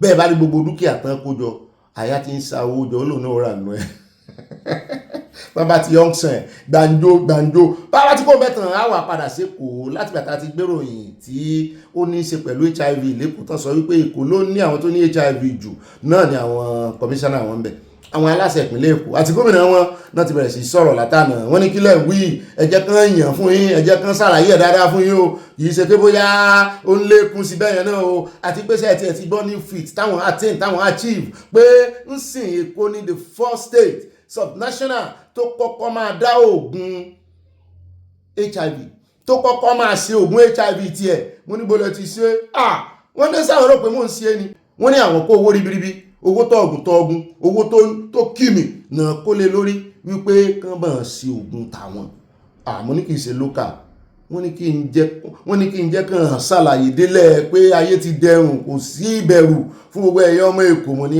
sáwọn tó ní HIV láwọn ìpínlẹ̀ mi sáà ní mọ̀ migrate wá sí kò ní ìsìn gbà tẹ́lẹ̀ ti lóògùn lóògùn arìndọ̀ lọ ń jà àyàn ní ṣe gbangba kírídìgbà lẹ́lòmíì ṣe débẹ̀ o gbangba kírídìgbà lẹ́lòmíì ṣe débi tó ti ní kíní yìí mi ò blame èèyàn kankan o a sì stigmatize èèyàn kankan ṣùgbọ́n ẹjẹ́ a máa ṣọ́ra ẹlòmíì náà ò ní àmójú kúrò ọ̀pọ̀lọpọ̀ àwọn tó ń po ìdí ìbálòpọ̀ ní sáré ṣe léyìí sáré ṣe sékú ìkìlẹ̀ mọ́ pé àbí one chance ìwọ̀nba ló ń kó ẹ̀rù pé lọ gẹrun wọ́n ń fi abẹ́ ṣe kíní kan wá àwọn kan ti ẹ̀ wà wọ́n mọ̀ọ́mọ̀ pin kiri ni wọ́n fi ń ṣèkà wọ́n mọ̀ páwọn ni so ẹjọ́ o ojúlàlá kan fi ń sọ abẹ́ o kì í sórí nìkan o bàbá tí wọ́n kó ń bẹ̀ tán á wà ayé àlọ́dọ̀ olódòdẹ inú Abala Sanawole láti lò tó olódòdẹ àwọn náà ti fẹnu ara wọn pé ìyàwó wọn lálákàrà Ìyá Alakara gbé wá Ìyá Alakara ó ta sánsan sí mi nímú Ìyá Alakara ó ta dòdò sí mi lẹ́nu wọ́n bá sọ́dà wàdà wípé lè wá ṣe àwọn léṣe àwọn ń gbìyànjú àwọn ń sórí fẹ́yìn ọmọ Nàìjíríà bí ó ṣe dá làwọn bá kiri kú yín làwọn kú lọ àwọn yín làwọn ń dá lọ tún mú àwọn bó àwọn òtí ẹ̀ mọ́ bí tẹ́ fi sí àwọn ọmọ bẹ́ẹ̀ ṣe lè tẹ́ yín lọ́rùn à ń bọ̀ ń bẹ́ẹ̀ nú Abala Sanawole àwọn àyà lọ́dọ̀ bọ̀dá àyà náà ti ṣèjọba rí pẹ̀lú Buhari bọ̀dá Adésínà nígbà náà agbẹnusọ wọn tó máa gbáwájú gba ẹ̀yìn tá a máa wò pé kí ni bọ̀dá ìsọ lẹ́nu náà ti wá jáde wọ́n ní Nigeria has everything needed to prosper but poor leadership and corruption have held it back mo ní lẹ́nu yín mọ̀ pé leader lẹ́yìn náà tí máa ń ṣe mí káyìfì Nàìjíríà nìyẹn leader adẹ̀ tún máa ń sọ fún àwa tán lead wípé ṣe rí ẹ̀ ní leader wọ́n máa ń gbàgbé pé leader làwọn àbí wọ́n máa ń rò pé bóyá president nìkan ni leader Nàìjíríà tán bá ti ń complain àwọn nìkan leader àwọn ọmọlẹ́gbìmọ̀ asòfin náà wọ́n sì máa ń sọ wọ́n ní ẹ má wọrí olódòdó á ṣe dáadáa Nigeria will be good is leading us right ẹ̀yin ń kọ́ ebi leader lẹ́yìn náà ara tó ń ṣe Nàìjíríà nìyẹn many of them wọn mọ identity wọn à ń bọ̀ lórí ọ̀rọ̀ bọ̀dá Adésínà pẹ́ tá ti gbúrò wọn ọ̀rọ̀ tán wá sọ ìwé yóò jẹ́ káwọn èèyàn tó rántí wọn sí dáadáa ni àbáwọn èèyàn wọn kò fún wọn ní kòbàkòbà bàbá tí wọ́n kó mẹ́tàn á yà lọ́dọ̀ olórí MTN ìyẹn iléeṣẹ́ MTN yẹ̀lò ní Nàìjíríà ó mọ̀ sọ nǹkan kan mo ní sọ̀rọ̀ wá wà lẹ́nu rẹ̀ níwọ̀ tán ti ń sọ pé wọ́n máa gba láísẹ̀nsì lọ́wọ́ yín ó sì ṣe sọmọ Nàìjíríà ní wọ́sá ọmọ Nàìjíríà ní àbí ọmọ Nàìjíríà ló ti gbọ́dọ̀ jẹ́ olórí bóyá òun ní ó rà àti ìmọ̀ ó sí ọmọlẹ̀ òmú kékeré o ṣùgbọ́n ọ̀rọ̀ kan ló wá sọ tó ń jẹ́ káwọn èèyàn wá mọ̀ wò pé kí ni Ọ̀gbẹ́ni sọ ó ní unlimited data without limit can hurt network kí lẹ wá ń pè ní unlimited fáwọn èèyàn so bẹ́ẹ̀ ṣe pé unlimited yẹn there is a comma there is nǹkan kan tó máa ń pè ní clause tẹ́ẹ̀jẹ̀ káwọn èèyàn rí ẹ mọ̀ pé nínú contract tẹ́ bá fẹ́ buwọ́ lu ìwé àjọmọ̀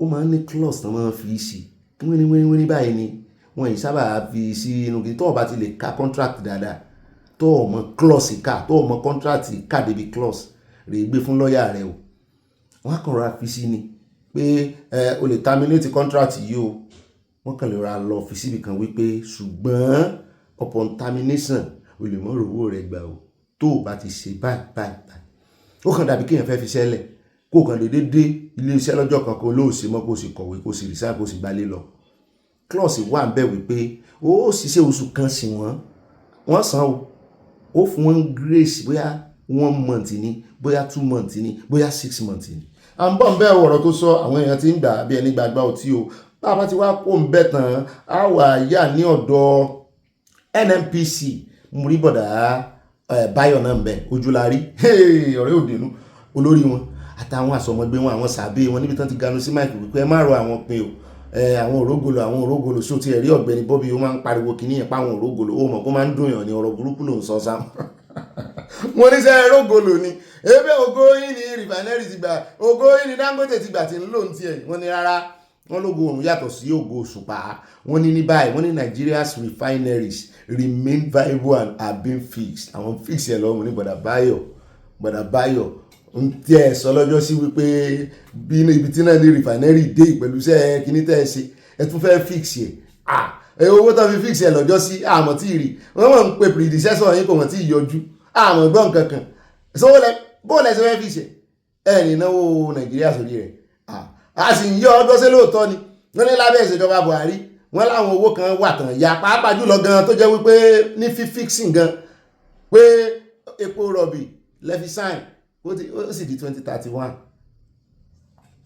mo ń bí léèrè ọ̀rọ̀ ni o bàbá dénú àkójọpọ̀ ọ̀rọ̀ yìí wọ́n ní fáwọn láàyè àwọn ó ganu sí máìkì àwọn ó sì gbogbo ohun tó bá tọ́ lálàyé fún àwọn àníríì jù báyìí lọ àníríì jù báyìí lọ́nà abala àkórí ìròyìn ẹ̀ẹ́dá wa wọnú Abala Sanawole níbi tá a ti mọ ya picture tá a ti mọ palariwo tá a mọ sọ capital letter tá a mọ lọgun tá a mọ kàn lábẹ́ tá a mọ sọ wípé no space for Sharia in Yoruba land mi ò mọ tilẹ̀ ibòmíì no space for blaspheming law in Yoruba land no space for jàgídíjàgan ẹ mọ́ kí àwọn obìnrin ẹ mọ́ dọ̀bálẹ̀ fún wọn ẹ mọ́ kúnlẹ̀ fún wọn ẹ gé wọn lọ́wọ́ tán bá jalè tán bá mu ọtí jù lálákọ̀ọ́kọ́ ẹ nà wọn ẹlẹ́ẹ̀kejì ẹ nà wọn ẹlẹ́ẹ̀kẹta ẹ bẹ́ wọn bẹ́ẹ̀ náà ni èwo náà tún sọ náà ẹ mọ́ fi ìka méjì mẹ́ta ẹ mọ́ fi rẹ́ẹ̀bà ẹ mọ́ fi ìka márùn jẹ́ a ti ń rí àrísà sàrí àwọn tán fẹ́ gbé wálẹ̀ Yorùbá àwọn ò sì fẹ́ confusion break the bone àfẹ́ lásán ìjà ìyàfọ́tò wa ẹ ṣe iye happy weekend o àfi pàkà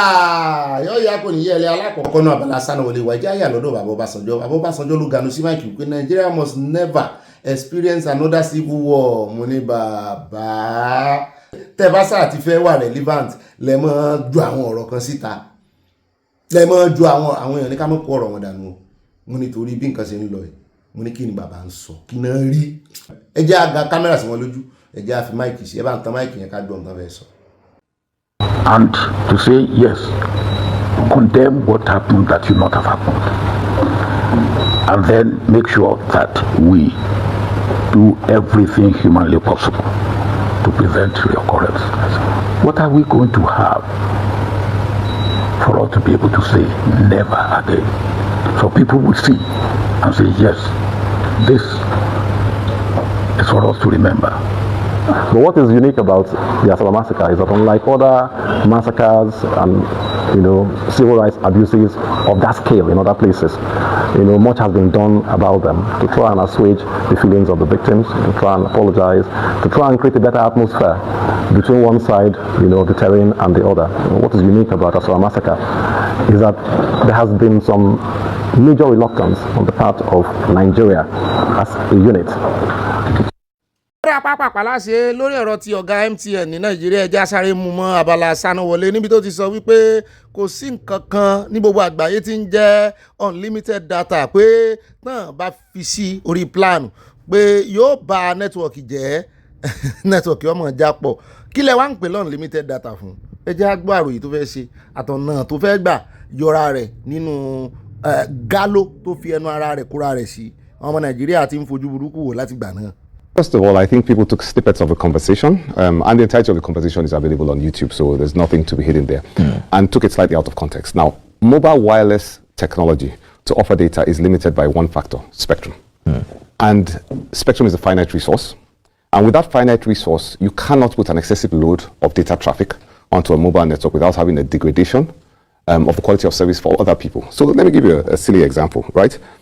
If you have a phone and you subscribe to an unlimited bundle and you share that in a building with many residents as a hotspot, and everybody's pumping traffic through there, at some point in time you'll be pumping so much traffic through that mobile unlimited bundle that everybody around you will actually start to have, everybody else outside of your, what you call it, your device will start to have a degraded experience. And so what you see is that even though many packages are labeled as unlimited, they usually have a fair usage policy to prevent this kind of abuse and to prevent the degradation of other customers, even in the West. So there's many packages that are labeled unlimited, but there's usually in the subscript a fair usage policy because of the limitations on the resources that you use to provide wireless data, which is pretty different from what you have with fiber, as an example. So that's the completeness of the context of that conversation. And we are also working gradually towards, at some point in time, launching similar products, but they will always have a fair usage policy element included in them. So let's break. On our fiber solutions, we have unlimited usage. The limitation is usually in the speed, but the volumes you can consume as much as you want till infinity. Well, at some point, the speed starts. Now, on mobile networks, where unlimited packages are offered, when you get to an excessive volume that's consumed during the certain period of time, most of the mobile networks will have in their fair usage policy that they will downgrade your speed and quality once you get beyond that volume that is specified. You know, whether the perception is right or wrong, many Nigerians genuinely believe that they are not getting as much value for the data they buy. And you took a bold step by opening your systems up to public scrutiny through the Data on Trial event. But Nigerians want transparency beyond a single day. So I'm wondering, how do you intend to build that trust with customers who believe the problem hasn't disappeared yet? So look, the Data on Trial was really to the beginning of that journey of building the trust, to allow people to see how they can assess their own usage, understand transparently how they've consumed their data, both on their handsets, the features that are available on their handsets, and through MTN's network, through my MTN app, etc., etc. To show people that you can check yourself how your usage is consumed. The frustration that our customers have is that they buy a bundle, let's call it a 20 gig bundle, and they expect it to last, let's say, a month, and in a week it's gone.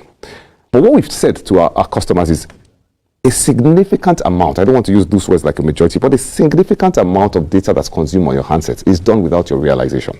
There's a classic example, an executive, a chief officer of MTN, who actually came with the exact same complaint. My data is disappearing. So we looked into the usage on our system, and it turns out that on her WhatsApp backup, every night she was backing up 128 gigs of data. Now your daily bundle, your monthly bundle is going to finish instantaneously. And it's not because MTN is actually going there to grab your data, but you find that on systems applications or your phone applications, WhatsApp, iCloud, Google Cloud, Microsoft Backup. In the background, it's consuming a lot of your data without you realizing. So we recommend two things. One, in your configurations, we can't change that configuration on your handset. Change your configuration to either maybe from a daily backup to a monthly backup, or to backup only once you have Wi-Fi, which is maybe free access. When you say MTN, aya ní ọ̀gá mi òun rò pé ọmọ nàìjíríà ni bàbá yìí kò jọ nàìjíríà, irun orí ẹ̀ gan lẹ́wúlẹ́wú bí ìtàn South Africa. Òun náà lẹ ti gbọ́yàn wọn ní àwọn kọ́lá àwọn jí dátà yín o, wọ́n nígbà míì fóònù yín mọ́ backup, ẹlòmíì ò sì mọ́ bọ́ sí mọ́ sí WhatsApp lásán gan yín mọ́ backup lójoojúmọ́ tí wọ́n mọ́ backup òun náà sì mọ́ jẹ dátà, àwọn tí wọ́n ń pa dátà ńkọ́. Kódà ọ̀wẹ́ káàbọ̀ padà ọ̀nà ti sọ ìkìlọ̀ ni wọ́n ń ṣe o, báwọn èèyàn bá gbọ́ bọ̀ ní gbọ́ òkùsìyàn lọ́wọ́ ẹjá wáyà lọ́dọ̀ Ààrẹ Olódòdẹ. Ààrẹ Olódòdẹ ni wọ́n gbà lálejò níbi wẹ̀jẹwẹ̀mu tí wọ́n pe àkórí rẹ̀ ní Presidential Press Corps Dinner Status l'Abuja. Ààrẹ Olódòdẹ gan ló gbà yàn lálejò, ìsàn náà gbà lálejò. Àwọn gan ni láńlọ́ọ̀dù ní Aso Rock, ibẹ̀ ni wọ́n ti sọ wọ́n ní my wife Rẹ̀mí Olúrẹ̀mí Tinubu, Senator Olúrẹ̀mí Tinubu, Iya Alakara, Mama Akara Sela. Mo ní inú mi sì dùn sí àwọn mú láìkì, gbogbo àwọn tó ti gbé sórí, gbogbo àwọn tó fi ṣe yẹ̀yẹ́, tó fi ṣe kọ́mẹ́dì, tó fi ṣe ọ̀rọ̀ kòbákùngbé, tó fi sọkò ọ̀rọ̀ sáré Olódòdẹ, wọ́n wá kọ̀lẹ́ẹ̀tì gbogbo ẹ̀ nígbà tí wọ́n bá ju lemon síyàn, tó wá fi ṣe lemonade drink. Wọ́n ju òkúta lù wọ́n wá ṣàjọ, wọ́n fi kọ́lé alárinrin. Òkúta tí ọmọlé kọ̀ sílẹ̀ wá di pàtàkì ìgúnlé. Èrè ọ̀pọ̀ Olódòdẹ náà wọ́n ń ṣe àwàdà tó yí o, ẹ bá ń tẹ̀sí ẹjẹ́ kan wo wọ́n ṣe díẹ̀ ń bẹ̀, kì í ṣe dínà ẹ̀ gangan la fẹ́ o. Please be seated.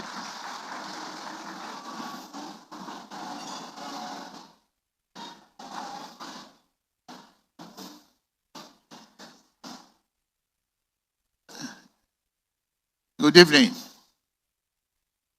gentlemen of the press, ladies and gentlemen. My dear wife, the First Lady, Iya Alakara.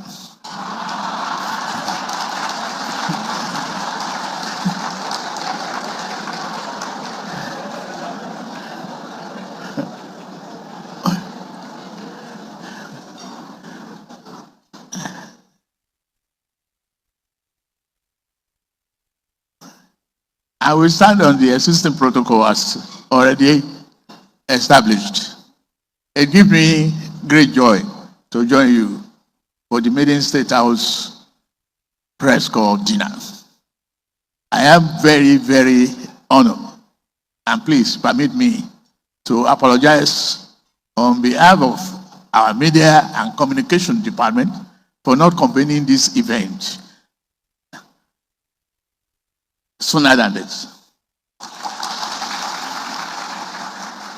I especially want to appreciate each of you for your tireless efforts in covering the State House and keeping Nigeria informed about the activities of our administration. Let me put it as I feel it. At the beginning of the administration, it was hard the way you approached the reform. But I am glad tonight that you give credit to that reform. You nearly stopped me from reading then. But I had to summon courage that as one of you in the saddles, I must read you, I must hear you, I must feel you. And I read you every morning sincerely ever since then. Some of our founding fathers were journalists. They established the newspapers to fight the cause of our independence and to shape the course of our nation.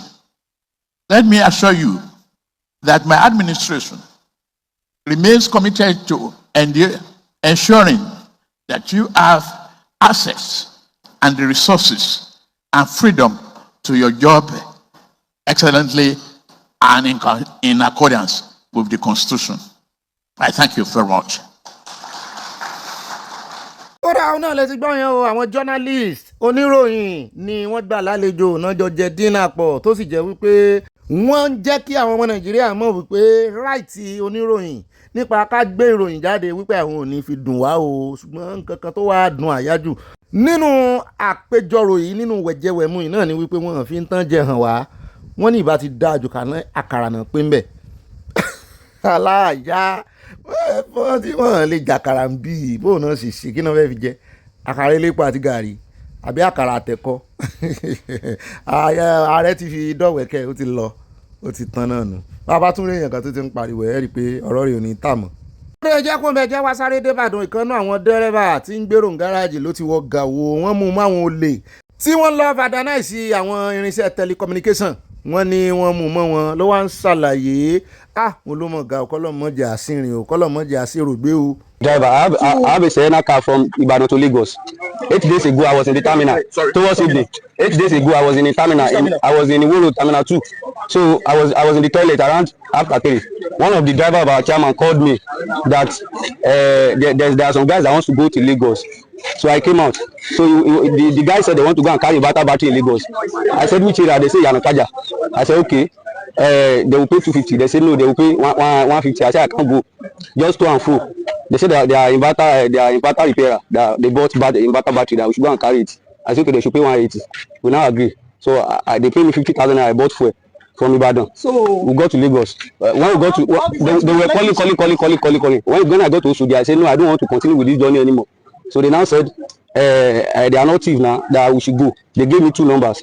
Immediately I forwarded the 2 numbers to one of my friends that is a police officer in Ibadan, and my friend and my wife, that I'm going with some guys to somewhere. They say they want to go and carry inverter battery. My mind is not at rest, so that they should keep the information. From there, we left. When we got to Yanakaja, they said they are already where they want to carry the stuff. We stopped there.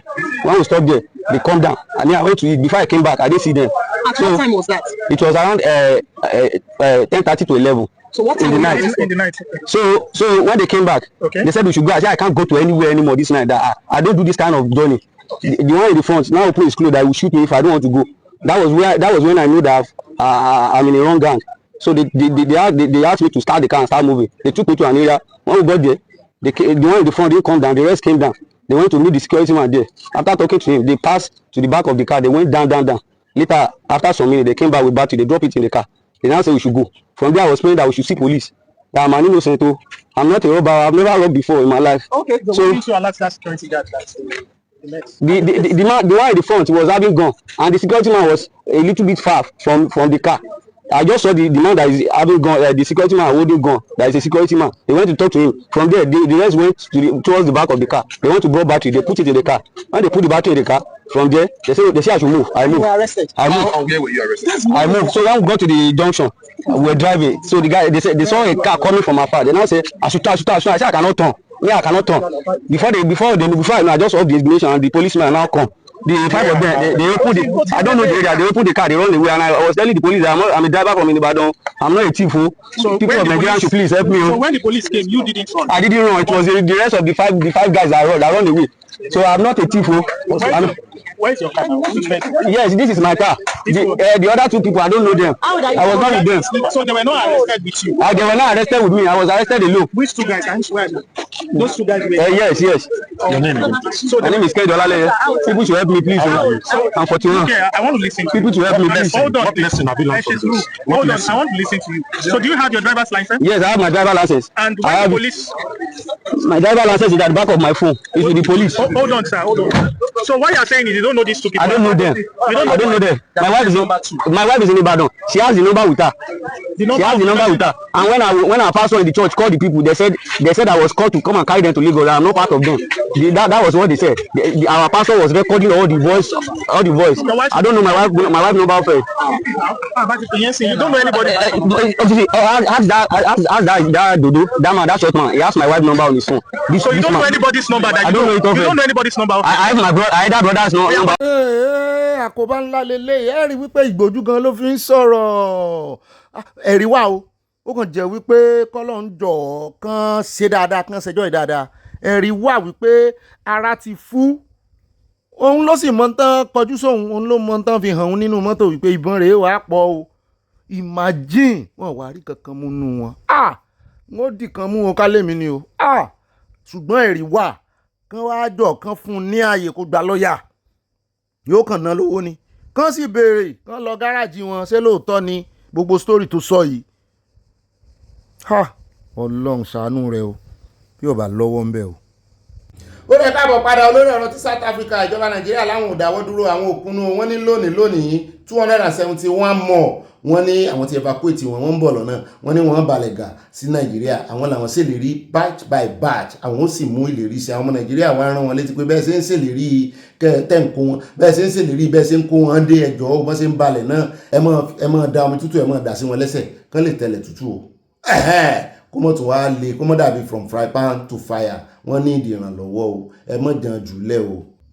ó dáa nígbà ìjà wáyà lórí ọ̀rọ̀ ti Sowore aṣáàdùpẹ́ wọ́n ti fi Sowore lẹ́ o ṣùgbọ́n ìkànnú àwọn lọ́ọ̀yà tí ọ̀rọ̀ yìí dáadáa ló wá ń sọ wípé ẹ̀yin tẹ́ rò pé Sowore ò lẹ́sẹ̀ ó ní ibi tí freedom of speech Sowore parí sí ó níbẹ̀ ní tẹlomi ti bẹ̀rẹ̀ o.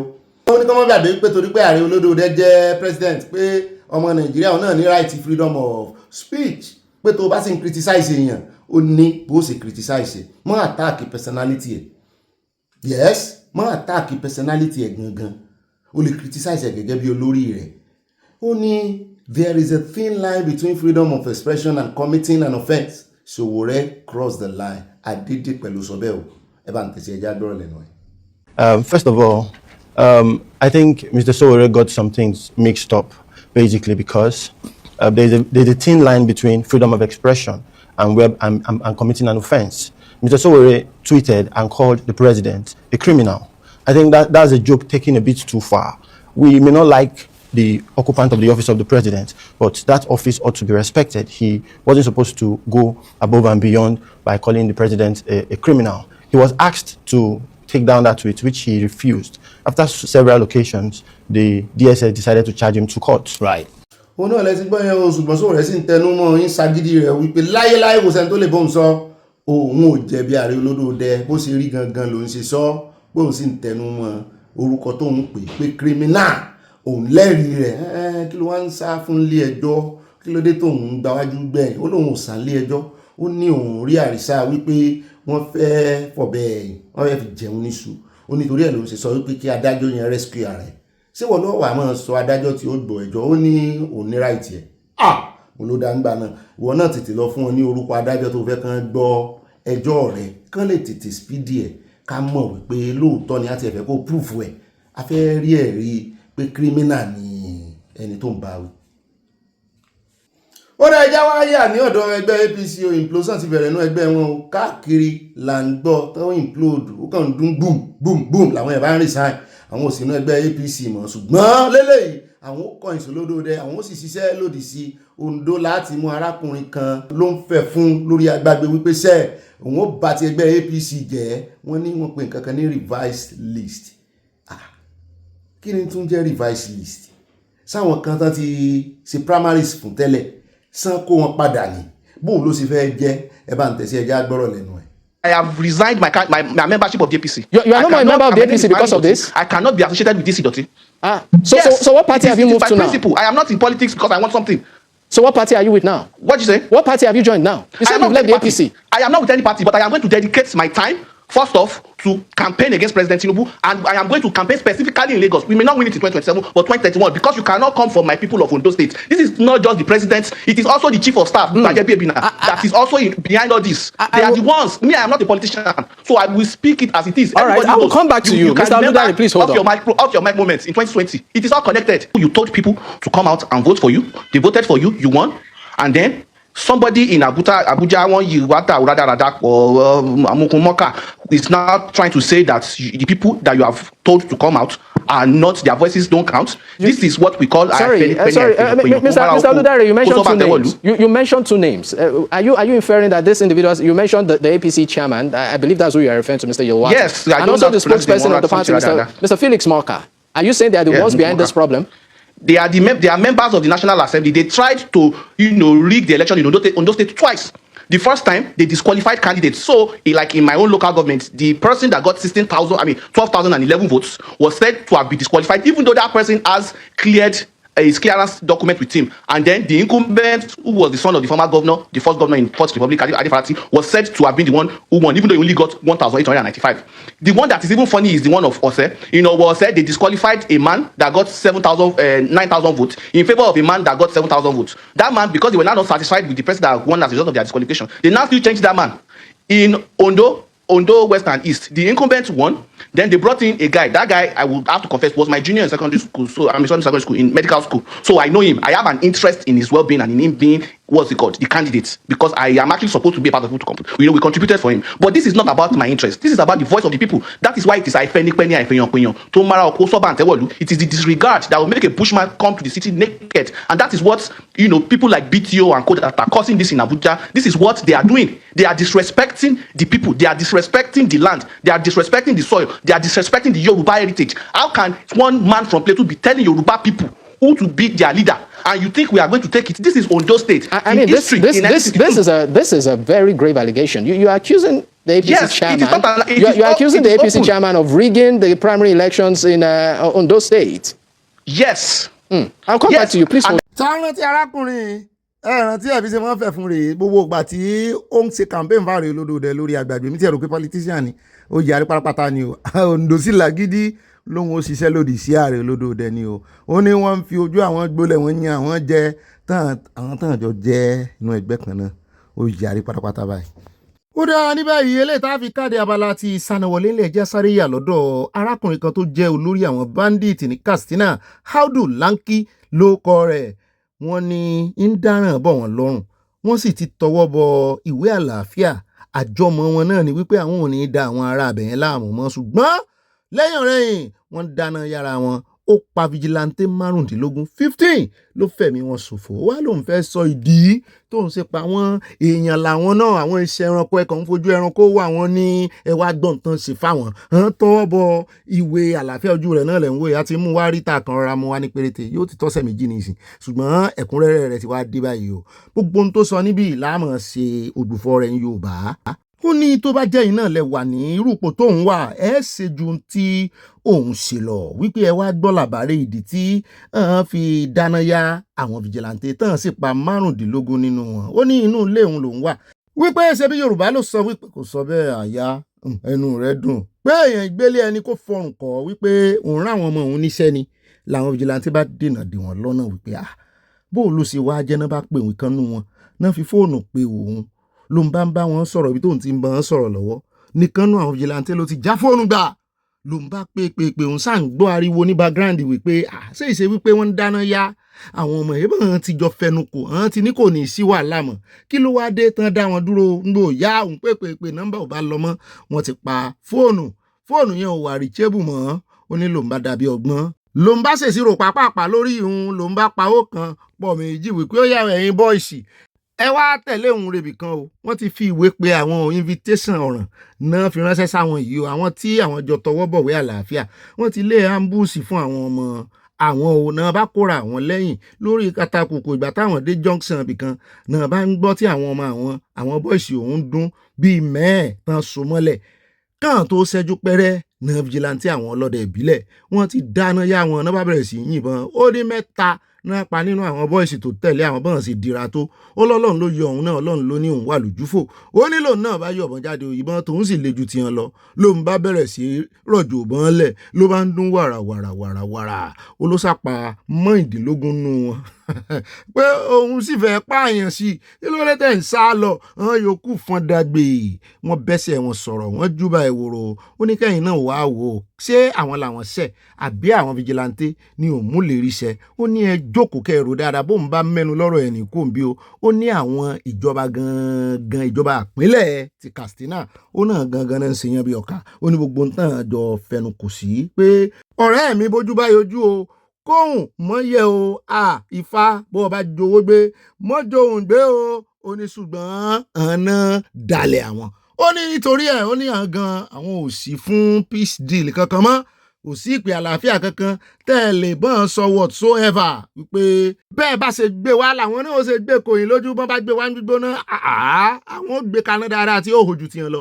bó bá sì jẹ́ tútù náà ni àwọn ó fẹ̀rọ̀ wẹ̀lẹ̀ kébò sí ó ní lẹ́yìn ìgbà náà ó ní wọ́n ti arrest àwọn bọ́ìsì nǹkan o wọ́n sì ti fẹ́nu kò pé kán tú wọn lẹ̀ o gbogbo àwọn tó náà kó nígbèkùn ní Katsina òun ó kó wọn lẹ̀ ọba lòun láàrin àwọn báńdíìtì pé wọ́n ń gbọ́ràn sí òun lẹ́nu ńgbò ìyá níjọba náwó gan náà bá fóun sáhàmọ́ pé 100 of millions làwọn lùsì òun sájáde ó ní wọ́n ní àwọn ó ṣe radicalization negotiation àwọn ó fọ́n lówó àwọn ó ṣe léyìí àwọn ó ṣètò àwọn ó ní ṣùgbọ́n wọ́n tún pa méjì nínú àwọn ọmọ òun àwọn bẹ́ẹ̀ àwọn apologize ṣùgbọ́n ní ìsìn kò sáàyè apology mọ́ mo ní ó tún jókòó ó tún fi ẹ̀rọ wẹ̀lẹ̀ ìfọ̀kànbalẹ̀ ló fi ń ṣe ìfọ̀rọ̀wérọ̀ sàn wá mọ́ ni kò sí inú àwọn tán wá mọ́ mo níjọba ìpínlẹ̀ Katsina ọwọ́ wọn gan ò mọ́ ebi ọ̀pọ̀lọpọ̀ wọn náà ni wọ́n dé láti Mẹ́kà lẹ́nu ọjọ́ mẹ́ta àfikán nu wọn hàn ìlànà yàtọ̀ sáwọn tí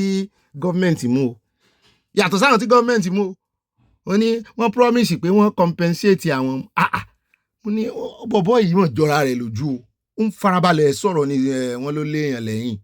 wọ́n ló léèyàn lẹ́yìn wọ́n gba ìbọn àwọn wọ́n sì sí wẹ́pọ̀nù àwọn wọ́n dọ́gbọ́n tan àwọn káwọn kó tọwọ́ àwọn lẹ̀ wọ́n rò wípé àwọn ò ní rìsáàfù ó náà ní rìsáàfù wọ́n ti padà sórí rìsáàfù ó ní kí ló dé táwọn tọwọ́ bọ ìwé àlàáfíà tẹ́wàá mọ́ fojú àwọn gbolẹ̀ bí ìgbà tẹ́ tan àwọn ni àwọn ò bìlífù yín mọ́ nítorí ẹ̀ náà ṣe ń dábìí ẹ̀dùn tán ń rọ̀ bí òwe mo ní ìjọba ẹ wá mú o àwọn tó lọ ṣe interview fún ọ náà ṣé Aríolódò dẹ́sì ti kìlọ̀ o fáwọn oníròyìn níbi tán ti pe màmá Alákàrà ìyàwó wọn lónìí wípé ẹ̀yin oníròyìn náà ẹ yé gbàbọ̀dè ẹ má jẹ́ megaphone ẹ má jẹ́ agbẹnusọ indirectly fún àwọn agbésùnmọ̀mí mo ní kò sígbà táwọn àgbé ìròyìn wọn ń bì tá a máa ń yìn wọn o láyé àbá ti yìn wọn ni a sòkodoro ọ̀rọ̀ fún wọn ni a sì fojú wọn gbolẹ̀ wípé àní ikú ló tọ́ sí wọn kò sí negotiation kankan tó yẹ kí wọ́n ṣe pẹ̀lú àwọn eléyìí.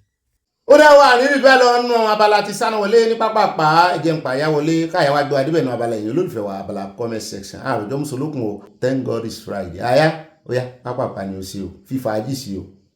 Mommy number one, Abalanle Ogundola, Mama Dola, Anaba Asidate, when you be my love. You're welcome to today's program. I'm number one today. Love from Mama Dola. What a love, repete. Muri Ilan and got to drop a message. Ó dá ní báyìí ẹja yà lọ́dọ̀ Màámi Grace Olùṣòótọ́. Wọ́n ní mo kí Obi Àyà àti gbogbo àwa ìdílé aláyọ̀ ya kú ọjọ́ ìbùkún òní o.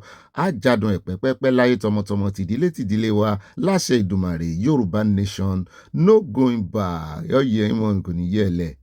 bẹ́ẹ̀ náà ni bàmí adétáyọ̀ adégẹyè wọ́n ní obì ẹ̀kú ètò tòní o ọlọ́run ní tó olódùmarè yóò máa dúró tì wá nídìílé aláyọ̀ wa yìí o àmì o ìbùkún ni fún orílẹ̀-èdè Oòduà from Newark New Jersey USA wọ́n tẹ love rẹpẹtẹ sí a. bẹ́ẹ̀ náà ni màmí hannah ń sùn mo jẹ́rìí yín mo rí pọ̀ yín o pọ́pọ́pọ́ wọ́n tẹ love sí àti nǹkan panu Oòduà nation no going back àjọṣepọ̀ nínú ilẹ̀ ìmúṣẹ ìlérí wa ni. ní báyìí mo ti yà lọ́dọ̀ màmí Yétúndé ó ti wà wọ́n ní good afternoon to gbogbo platform wa o happy new month to gbogbo ẹbí aláyọ̀ July kò ní í jù wá sọnù ní agbára ọlọ́run àmì o I am the first person to come on board Mr. Bobby ọkọ gbogbo obìnrin Eastern Texas màmí ẹ̀yin náà number 1 ṣe rí YouTube ìgbà tí kinní yẹn bá ṣe ń kọrin tó ń ka countdown tó bá kọ́mẹ̀ntì ń gbà yẹn YouTube mọ̀mọ́ tún hide ẹ̀ gbogbo yín number 1 pátápátá porogodo. bẹ́ẹ̀ ni ẹja dọ́dọ̀ màmí hannah adébóyè wọ́n ní àtọ̀gbẹ́ni Bobby mi tó tọ́ my darlington kí ló dé tó tún já kí ló já àbí kí ló dé tó tún já kí ló dé tó tún já ń bá yín wá àmì orí ẹ̀. màmí nọ́mbà kílẹ̀ yín number 1 ni mo jẹ́ Jésù ló kọ orúkọ mi. màmí tó iná rìn wọ́n ní this Fulani are just too heartless. Máàmí fún mi lọ́lá Bello ó yá iná lónìí wọ́n ní Ọ̀gbẹ́ni Bobby ọkọ wa àwa ìyàwó yín dúpẹ́ lọ́pọ̀lọpọ̀ fún owó oúnjẹ wa ò máàmí ò ti pẹ́tẹ́ ti dúpẹ́ lọ́wọ́ mi owó oúnjẹ tí mò ń fi ránṣẹ́ olúwa wa a máa pèsè fún yín more and more sir bàbá wa CS I love you sir wọ́n tẹ love rẹpẹtẹ àti nǹkan panumọ̀rọ̀ gẹ̀dẹ̀ mórí wáyà wọ́n ti bù pọ̀ kán ní ká jọ toast bẹ́ẹ̀ náà ni ẹja wáyà lọ́dọ̀ bá mi Kẹ́hìndé òsè ní ìsàlímọ̀ ọmọ òwò lọ́dọ̀ àwọn ẹ̀ka lẹ́sà ò bàbá mi Ọ̀gbẹ́ni Bobby ẹ̀kú iṣẹ́ takuntakun sá o ọlọ́run ní í ṣe o ẹ̀mí gbogbo ayé òjọ̀gùn lágbára gbogbo àwọn alálẹ̀ ilẹ̀ Yorùbá pátápátá tí ẹbí tara wa àmín. bẹ́ẹ̀ náà ni wọ́n fọba lé wọ́n ní Yorùbá nation no going back ni o. at Agnes ọ̀ṣọ́adé mọ́ mi ní Bobby ẹ̀kú iṣẹ́ o ẹ sọ fún bàbá wa Olódò Idẹ kí wọ́n gba àwọn ènìyàn láàyè kí àwọn tó bá lágbára bíi ti Ìgbòho láti ṣiṣẹ́ lórí ààbò ilẹ̀ Yorùbá torí pé iná ti jó dorí kókó ire orí kábi tí wọ́n tẹ lọ́wọ́ sí advice ńlá lẹ fún wọn yẹn. àtìmọ́rò mú bọ̀ ẹja mọ́ mi mo rohun adébọ̀ wọn ní Ọ̀gbẹ́ni Bobby mi tó tọ́mọ̀ ìdálẹ́ǹtì nẹ́kú iṣẹ́ orílẹ̀-èdè Yorùbá o wá kú ojúlọ́nà fún orílẹ̀-èdè àlàáfíà tí ń sàn fún wàrà àti oyin wọ́n tẹ lọ́wọ́ sí akọ́lọ́njọ kó fún àti ẹ̀ lò lórí gidi olórí ló ba Nàìjíríà jẹ́ Nàìjíríà náà ń sàn fún wàrà àtòyìn ṣùgbọ́n wọn ní olórí gidi. bẹ́ẹ̀ náà ni olùkùnmi bá mi dáadáa òkè ńlá Adédọ̀tun wọ́n ní olùkùnmi Bobby a kú ìgbìyànjú àwọn individual state pilgrims board ló yẹ kí wọ́n máa vẹ́ẹ̀tì àwọn tó fẹ́ lọ sí Mecca dáadáa kí wọ́n scrutinize wọn kí wọ́n tó fún wọn ní clearance kó má jẹ́ financial ability nìkan ní criteria ẹ̀sùnkùnrùn kan tiẹ̀ máa wá invite àwọn immigration àti àwọn DSS wọ́n mọ̀ vẹ́ẹ̀tì wọn. bẹ́ẹ̀ náà ni mo yà lọ́dọ̀ màmí tó iná rí wọ́n ní I don't buy that idea of àdìrẹ is not ojúde ọba many tribes are in service corps mọ́mi láwọn ò buy idea ẹ̀. màmí fún mi lọ́lá wọn ní mo kí gbogbo ilé aláyọ̀ worldwide yóò yẹ ẹ̀yin ilé aláyọ̀ worldwide. Obi wọ́n ní máriwo báwo kí region kọ̀ọ̀kan máa wọ aṣọ wọn region náà máa fi yá ni o àwọn oní àjẹ́ndà òfò ẹ jẹ́ ká páàkì wọn sí ẹ̀gbẹ́ kan Ọlọ́run kò ní gbà fún wọn Yorùbá máa lékè ọ̀tá wọn. mọ́ọ̀mí dúró Olúwatúnmíṣe ti ẹ̀ sọ wọ́n ní owó náírà tá à ń ná tí Islamic kìíní wà lórí ẹ̀ ìyẹn Arabic wípé kóníkálukú region bá ti bẹ̀rẹ̀ bóyá kóníkálukú mọ̀ náwó ẹ̀ wọ́n kúkú ń ṣe bẹ́ẹ̀ UK ó possible. ẹ jẹ́ yà lọ́dọ̀ màmí Victoria Bàdíjọ wọ́n ní ìbá ìfẹsowápọ̀ ikú iṣẹ́ takuntakun o a máa ríre ní Nàìjíríà Gbajabiamila ti di kẹrin mérò fún Tinubu government ojú gbogbo wa ni ó ṣe he go explain tired Adéyẹmí yóò tú pẹ́rẹ́pẹ́rẹ́ ní court ní July 26 Oòduà nation no going back wọ́n tẹ lọ́ọ̀ sí a àti ẹ̀ ń gbé bọ̀ lónìí ó ti lóhun ó tù ú kẹ̀kẹ́ ọ̀rọ̀ mo yà padà sọ́dọ̀ bá mi òkè ńlá Adédọ̀tun wọn ní olùkùnmi Bobby personally èmi ò support aṣọ àdìrẹ fún NYSC rárá bí bẹ́ẹ̀ kọ́ ń ṣe la máa rí àdìrẹ uniform lọ́rùn àwọn agbèrò ní bus stop àwọn specialized ọ̀sìnwìn ni àwọn àfáà tó ń sọ wípé ọmọ ò gbọ́dọ̀ dọ̀bálẹ̀ fún bàbá wọn. àwọn alákatakítí òpònú ràdà wọn pònú wọn tún ràdà. at olúfun bá mi ẹjẹ ń bí ìgbà ó láfẹ́ mọ́ gbé nǹkan lẹ̀ wa lárugẹ tá a bá lè tí aṣọ àdìrẹ ò bá wọ̀ ti NYSC bóyá káwọn kan níbílẹ̀ mọ́ wàásù eégún kan. ẹ jẹ́ àyà lọ́dọ̀ màmí Olúfúnkẹ́ Fájimólú news wọ́n ní Bobby kí Ọlọ́run ṣàánú fún wa ní ilẹ̀ Oòduà nation. àná yìí ní Dutchland dídá àwọn ọmọ Nàìjíríà tí kò ní ìwé padà sí ilé àti ní South Africa kí ni nǹkan tí àwọn wọ̀nyí fẹ́ lọ rí ṣe tí wọ́n bá dé ilé pẹ̀lú ìjọba abánikẹ́dùn wọ̀nyí. bẹ́ẹ̀ náà ni mami Grace Olùṣọ́ tó wọ́n ní alábàjọ tí gbogbo ọba ilẹ̀ Yorùbá ní kí láàmú jẹ tí ìlú Nàìjíríà bá pín nítorí wípé ọ̀pọ̀ nínú wọn ló mọ̀ nípa bí wọ́n ṣe ń kó dúkìá Yorùbá tí wọ́n ń tà fún àwọn aláwọ̀ funfun tí wọ́n fi ń yá owó kiri àgbáyé. Wọ́n ti mọ nǹkan tí wọ́n fi ilẹ̀ Yorùbá ṣe. Ìrora yìí pọ̀. Bẹ́ẹ̀ náà ni Àtàdémọ́lá Samuel bá mi ní sábọ́bí bọ́bì ìbá oníròyìn ayọ̀ ẹ kú iṣẹ́ wọ Ọlọ́run a máa fún yín ṣe kó mọ bá wa ṣe ní bá mi. Lórí aṣọ wíwọ̀ wa ó dára kí àwa Yorùbá máa wọ aṣọ ìbílẹ̀ wa máa lónẹ̀ sí ilé ìgbìmọ̀ aṣòfin, kí àwọn Ìgbò máa wọ tiwọn náà, kí àwọn Haúsá máa wọ tiwọn. Kò ní sí ìjà. Nàìjíríà kò ní aṣọ kankan, ní aṣọ àjùmọ̀ní.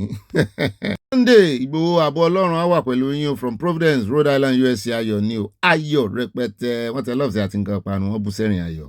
Àmì tó iná rìn wọ́n ní wèrè la fi ń wo wèrè. Bẹ́ẹ̀ ni olórí ọ̀rọ̀ South Africa pankẹ́rẹ́ ni wọ́n fi na òkú kẹ́. Bẹ́ẹ̀ ni bàbá yẹn yarí. Ọmọ àlè náà dálẹ̀ fún ìyá tó sì bí fún ó ti kú, ìyẹn ìyàwó rẹ̀. Atolukayode goodness, when she shouldn't give her the children because she will still not know the value. Let her since then shows her heartlessness. Ìyẹn ni tó gbọ́ mọ́lẹ̀ láti 2 months tó fẹ́ wá gbàǹgbà tó pé ọdún 8. Àtìmọ̀ró mú bọ̀ ẹja ọ̀sán ní Ọ̀gbẹ́ni Bobby mi tòótọ́ my darling thing. Ṣé ẹ̀sìn tuntun ní ẹ̀sìn Mùsùlùmí ni àbí báwo ni wọ́n ṣe wá ń gbé òfin tuntun síta wípé kí a má dọ̀bálẹ̀ tàbí kúnlẹ̀ fún àwọn òbí wa mọ́? Ọlọ́run wa kékeré ni àwọn òbí wa náà. No space for Sharia law in Yorùbá la wọ́n tẹ love ṣá. Ṣé ẹ sì rí àwọn ọmọ Gen Z gbogbo nǹkan bá sọ fún wọn náà wọ́n gbà. Àwọn ọmọ táwọn ọmọ bá ṣe ń kúnlẹ̀ mọ̀ tẹ́lẹ̀ èèyàn mélòó gan-an náà àwọn ọmọ ní ń kúnlẹ̀ fún wọn. Wọ́n tiẹ̀ ń tẹ̀ àmọ̀ yẹn tí ń fẹ́ méjèèjì kúnlẹ̀ mọ̀. Bẹ́ẹ̀ náà ni ẹjẹ́ àyà lọ́dọ̀ bá mi Akínyẹmí òní wọ́n ní ẹ wá bá mi gbé gba ọ̀pẹ o yẹ ọ̀rẹ́ mi Bobby ẹ bá mi sọ fún ilé aláyọ̀ wa lọ́jọ́ Saturday July 4th lọ́la wẹ̀jẹ̀wẹ̀mú wà fún ọjọ́ ìbí mi o sátidé àsìkò oṣù tuntun àtùwà lára o àtùwà lára. Bá mi àti máa yín yọ̀ ọ̀lẹ̀ bá mi ẹ mọ́ retí ẹ̀bùn ọjọ́ ìbí yín o. N ó pàkéjì Maria Cipriano ni màá fi kíní aṣọ ẹ̀bùn yẹn kíní láìlọ́nà ẹ̀bùn n ó fi wé n gbé bọ̀ lọ́dọ̀ yín. Ẹ mọ̀ wọ̀rí a celebrate yín ọ̀la lọ́la ń jẹ́ àríjọ́ là lọ. Bẹ́ẹ̀ náà ni Àtolúkáyọ̀dé goodness wọ́n ní hallelujah o ògo ni fọ́lọ́run àfijọ́ ìlú yíyan Ọlọ́run wa alààyè ni yóò yíyan bó ti yẹ hallelujah ògo ni fọ́lọ́run.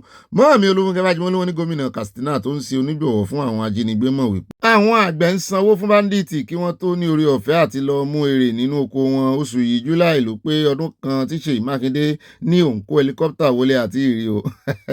Till now ó tiẹ̀ bá wa ṣe paper helicopter paper tá a mọ̀ jù kiri kékeré aeroplane tó mi lọ.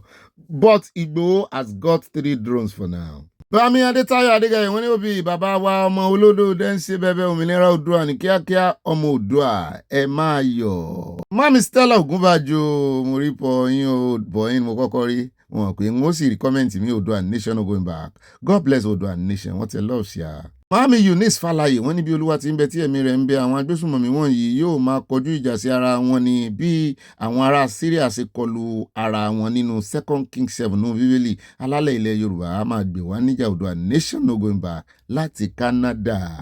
At ẹlẹ́yà mi ọ̀wọ́n ẹlẹ́yà Amazon fọ́ọ̀mẹ́tì ẹ̀ braiding wọ́n ní happy new month ọkọ mi àti ẹ̀yin alára wa ọmọ 6 tán ẹ lọ ṣẹ́ẹ̀kì ara yín ṣá o. Ẹni tó fẹ́ gbọmọ lọ́wọ́ ẹni tí ń bá tọmọ fọ́dún 8 ẹlẹ́yà nìkan gbé ọmọ yẹn fún o. Wọ́n ló ti parí iṣẹ́ tọ́lọ́run ẹ̀ nìyẹn o. Wọ́n ní ẹ fún ọmọ yẹn ò ní jẹ̀bi o. Ó dà pé kò sí bó ṣe lè jẹ́ ọmọ gan wá ìyá ẹ̀ bó bá dàgbà yóò gbọ́ tán. Mami tó iná rìn wọ́n ní during apartheid my friend that married South African regrets her life. They are just like bandits, horrible people. Wow. At Akórèdé Ìyábọ̀ mọ́ mi ní ẹ̀ka alẹ́ wọlé aláyọ̀ Ọ̀gbẹ́ni Bobby ìbákúngilá ẹ̀kọ́ ètò ọlọ́ni tó Ìgbòho sà ọmọ kan bí 1 billion tó tún ní sàbí tó pọ̀ sálàlẹ́ àṣàlà ọkọ̀ ọ̀hún bẹ́ẹ̀ bá ti ní sàbí wọ́n tẹ lọ́ọ̀sì àti nǹkan panu. Bámi Rábì Ọlọ́pàdé wọ́n ní xenophobic attack is everywhere around the world but it depends on the involvement of the government and constitution of each country. At ẹlẹ́yà mi ọ̀wọ́n wọ́n ní pásítọ̀ Noah ẹ lọ jókòó jàre ọkọ mi ò bóyá kẹ́ lọ propose sí mọ́mí Cipriano níbi tí àwọn couples yẹn lọ èmi ò sí ń bẹ́ ò love you baby lórí òkè òkè láńdòdò ó dáa mo ti gbọ́. At Bumi Crystal wọ́n tẹ love there as usual kọ́lọ́ máa nífẹ̀ẹ́ yín. Mọ́ọ̀mí Adésọlá Ọládèjì wọ́n ní iṣẹ́ láabi mo bá ń fi láabi sí tí Fúlàní dá sílẹ̀ nù torí èmi ò rí iṣẹ́ gidi tán dálẹ̀ rí. Wọ́n tẹ̀síwájú wọ́n ní ẹ̀yin àlùfáà ìrọ̀lẹ́ ayé olófo yìí kọ́mọ ọmọ dọ̀bálẹ̀ fáwọn òbí rẹ̀ mọ̀yìn sì ń ba búbú kiri bí tẹ́ ẹ bá ti rówó bí tẹ́ ẹ bá ti rí ní tẹ́ fẹ́ jẹ. Láàmì fún mi lọ́lá wọn ní obì epo pupa kì í gba ìdọ̀tí mọ́ra o rìlì. Ẹ̀rọ ní epo bí eku tàbí kòkòrò kan bá kú sínú epo pupa ó máa kú within the shortest time. Bí ènìyàn bá jẹ májèlé wọ́n á kọ́kọ́ fún ní epo mu. Fífi ẹsẹ̀ fọ epo kò fún ní ìdọ̀tí. Adulteration ni kò dá. So epo gan fúnra rẹ̀ gan immunity ni. Ó ti yé mi abájọ tán ṣe máa ń lò fún ẹ̀rọ májèlé. Ó dẹ̀ jẹ́ àyà lọ́dọ̀ Mọ́ọ̀mí Adésọlá Ọládèjì náà ni wọ́n ní ọpọlọ wọn ti dọ̀bálẹ̀ àwọn owó nù wọn mo mọ̀ ọ́n tẹ́ ń bá wí àwọn àfáà àrọ̀lẹ́ ayé. Mọ́ọ̀mí mo tún ráyọ̀ Àríkẹ́ Egypt nù mo rántí yín lánàá ni mo ṣe dákọ yín àwọn náà fi Paul ránṣẹ́ sí aláti Egypt o. Obi good night all àìgé ọ̀pẹ ìṣá ó nítumọ̀ mo mọ̀ túmọ̀ rẹ̀ yọ yẹ yín àdúrà náà fi gbà fún ẹjẹ́ àṣẹ àmín. Lọ́dọ̀ máàmí Abọ́láńlé Ògúndọ́lá wọn láwọn ò gbantí ẹlẹ́yà sọ wọn ní obìnrin yẹn kò gbọ́dọ̀ yọ̀ǹda ọmọ yẹn. Wọ́n ní òwe Yorùbá sọ wípé abíni kò tó abọ́ ni ẹ jẹ́ kí ìjọba wa bá wọn dá sí i. Àwọn wèrè pọ̀ ń ta o òjò nua oríṣiríṣi ọ̀bẹ lọ́jọ́ kú erin wèrè aláṣọ ni wòlíì yẹn. Love from Mama Dollar lójú ò ti rọ ẹkùn omi tó ń retí ti dé. Náà ni at Prince Bello wọ́n ní ẹ ṣeun ẹ kú iṣẹ́ takuntakun Ọlọ́run ń kí lára wa o. Mọ́mí Stella Ògúnbàjò wọ́n ní alábòsí láti kú o kò sí nǹkan tó ń dá lójú alábòsí. Wọ́n ní eré ipò ààrẹ tí ó fẹ́ jẹ ó jẹ́ lógún ni kò jẹ́ kó lè sọ̀rọ̀ sí àwọn ìgbésẹ̀ kankan tí ó dára tí ọmọ olódòdó ń gbé àti pàápàá bàbá títí ilẹ̀kùn mọ́ wọn lọ́wọ́ ara ń kan gásà wọn ẹ fẹ́ kú ilẹ̀kùn mọ́ wọn lọ́wọ́ ilẹ̀kùn onírin. Mọ́ọ̀mí Adésọlá Ọládèjì wọ́n ní kí ni bàbá Ìjẹ̀ṣà ṣe fún yín ẹ bẹ̀rù Ọlọ́run. Atadenike Jima wọ́n ní let them using Ankara is for everyone all Nigerians using for everyone thank you sir for more knowledge to you too yọ yẹn kò ní yẹlẹ. At Victory in Jesus Adetiba wọ́n ní please don't forget to add Kogi to the Yoruba family o North Central náà tún fi Kogi sí o. Mami Yemi Ige wọ́n bú sẹ́yìn wọ́n ní ẹ kú ijó wọ́n tẹ àtẹ̀jíṣẹ́ ìfẹ́ sí mi personally aya mẹ́yọ kan bẹ́ẹ̀. Mọ́mí Fúnbọ̀ Kúnlọ́wọ̀ wọ́n ní Ọ̀gbẹ́ni Bobby happy new month to you too àti gbogbo ẹbí aláyọ̀ wa o wọ́n ní to all the family in the house how are you doing today and how is your family doing may Almighty God bless amen. Ẹ bá mú pí àyàn náà kí n kọ́kọ́ fi panu àti kíwé aya kó yòókù. At Vikayo Victory wọ́n ní ibà wọ́mọ lọ sí Bodinga ni ẹ fẹ́ ṣàbòsí. I will not deny you because I know you as Bobby at the rest candle for Agunbaniro global warming is real. Wọ́n tẹ love sí àti flower. Mo padà sọ́dọ̀ Mọ́ọ̀mí Fúnbọ̀ Kúnlọ́wọ̀ mo rí pọ̀ yín o Oòduà nation no going back God bless Oòduà nation wọ́n fi nǹkan panu ránṣẹ́. Mọ́ọ̀mí Adésọlá Ọládèjì wọ́n ní Ọ̀gbẹ́ni Bobby mo bá yín kọrin yẹn o kó máa yí lọ ní mẹ́lọ barista system kó sà máa yí lọ ní mẹ́lọ barista system. Bẹ́ẹ̀ ni ẹjẹ́ àyà lọ́dọ̀ Mọ́ọ̀mí Florence Aládé wọ́n ní gbogbo ìdílé aláyọ̀ àkó oṣù tuntun yóò tún gbogbo alára mi gbogbo ọlọ́jọ́ ìbí oṣù yìí ẹ̀ sì ọ̀pọ̀ ọdún láyé Oòduà nation no going back níbi tí kò ti sí àyè fún sàríà ọmọ olódòdẹ máa bá iṣẹ́ rẹ̀ sọ wọ́n tẹ lọ́ọ̀sì àti nǹkan panu. At Mori Adeyemo bá mi dáadáa wọ́n ní ó bí tomorrow July 3rd is my birthday. Wow, I pray for good health for the rest of my life with much money to support. Please pray for me. Ẹ ti lówó. Ó yá mọ́ mi ẹ̀yin bá mi ẹjẹ́ àfẹnusí ẹ bá ń fẹnusí ẹjẹ́ àfẹnu kò lórí ọ̀rọ̀ lórí àdúrà yìí pé God will bless you jaburata. Hey, God will bless you yàfún. God will bless you jaburata bàbá wa Mori Adeyemo God will bless you jaburata ẹ pẹ́ ẹ tọ́ ẹ dàgbà nínú àlàáfíà wa ni o nǹkan ò ní sẹ̀mí yín. Happy birthday to you amọ̀lóore bàbá yẹn Ọlọ́run lò wọ́n fún wa lórí ìkànnì amọ̀rírì yín amọ̀lóore o nítorí wípé èèyàn ńlá ni yín alẹ́ èèyàn wọ́n wà lára àwọn tí wọ́n fún wa ní ọgbọ́n bá a sì máa gé prógráàmù yìí sí episode téèyàn ó máa wò torí àwọn oní dátà Nàìjíríà tí wọ́n ń fi dátà já wọn lólè wọ́n lè lọ sínú abala tó bá wù wọ́n straight. Bàbá yìí Ọlọ́run lò wọ́n fún wa gan-an. Kọ́lọ́run jọ kó bá wa dá yín sí. Ẹ ní kú láíláí. Happy birthday once again. Ẹ̀yin àti báàmì Akínyẹmí òní ọlá ń tí wọn bàá ṣe gbà ládùúrà ojú àdúrà la báàmì Adésínà Ọládẹ́yìndé mo fẹ́ rọwọ́ yín lọ́la o bàbá mi aládùúrà nù àti mọ́ mi Stella Odele. At Michael Junior ọjà dé Sùúrùlérè wọ́n ní èmi ní tún ìyá Michael also known as hallelujah láti Sùúrùlérè ibà gbọ́màbí wọn kí obìnrin yẹn gbé ọmọ yẹn fún un Ọlọ́run máa padà dá obìnrin yẹn láre tí kò bá tí ì bí ọmọ rí ó lè fún ní ọmọ 2 tàbí 3 ìyẹn Ọlọ́run. Eléyìí tó wá bímọ ọlẹ̀ tí ò lè tọ́ wọn ní ẹmọ òwòrán ó máa padà bá yé ọmọ yẹn jẹ́ ni o. Mọ́mí Yẹmí Ìgè wọ́n ní tó bá jẹ́ ìrànlọ́wọ́ ló ṣe fún àwọn ènìyàn yẹn tí kì í ṣe pé ó fi ṣe iṣẹ́ fún ara rẹ̀ Ọlọ́run yóò gbé níjà o kí ló dé tí àwọn South Africa yìí burú báyìí ẹranko gidi ni wọ́n bẹ́ẹ̀ ni ẹ̀jẹ̀ wà lára wọn. Wọ́n tún ti fún wọn 30 days ìjẹ̀bi wọn kọ́ àwọn tí Nàìjíríà ló wá fún South Africa 30 days báyìí o. Mọ́mí Mary Odunu yìí mo rí inú mi dùn wọ́n ní òbí tèmi nìkan àtàyà mi tó gbásíkì mo pẹ́ dé lónìí ẹ̀ mọ́mí ẹ̀ sá present ìṣá. Mọ́mí ẹ má wọrí mọ́ wọ́n ní mo kí gbogbo ilé aláyọ̀ o àyà ẹ̀kú iṣẹ́ Olúwa fún wa ní okun àtagbára o kò ní rẹ̀yìn láti Èdùmàrè àmì wọ́n tẹ love ṣe odò nation no going back. Bẹ́ẹ̀ náà ni grandma ní London màámi Josephine Aláwìyé wọ́n ní ọ̀rọ̀ omi kì í ṣe wàsá o ẹkún omi wọ́n ní dehumidifier 6 nínú òkè mi fún omi Ọlọ́run lágbára o odò nation ní kíákíá òbí àtàyà ire àtayọ̀ yín àmì ayé kò ní bàjẹ́ àmì àṣẹ Èdùmàrè wọ́n tẹ lọ́ọ̀fì àti nǹkan ọ̀pànù. Bẹ́ẹ̀ náà ni mo yà padà sọ́dọ̀ máàmì Michael Junior wọ́n ní èmi ní tó yàn Michael kí ló kàn wọ́n nínú ọ̀rọ̀ tí kò kàn wọ́n. Mo ti sọ wípé ọ̀pọ̀lọpọ̀ èèyàn ló máa padà pa ara ẹ̀ lórí ọ̀rọ̀ bàbá Ìjẹ̀ṣà ta ló lérò wípé bàbá Ìjẹ̀ṣà tún lè pàdé irú ìyàwó yẹn ó tún wá ní orúkọ títóbi ní Ọlọ́run ẹ̀yin ọ̀tá bàbá Ìjẹ̀ṣà ojú yín abo.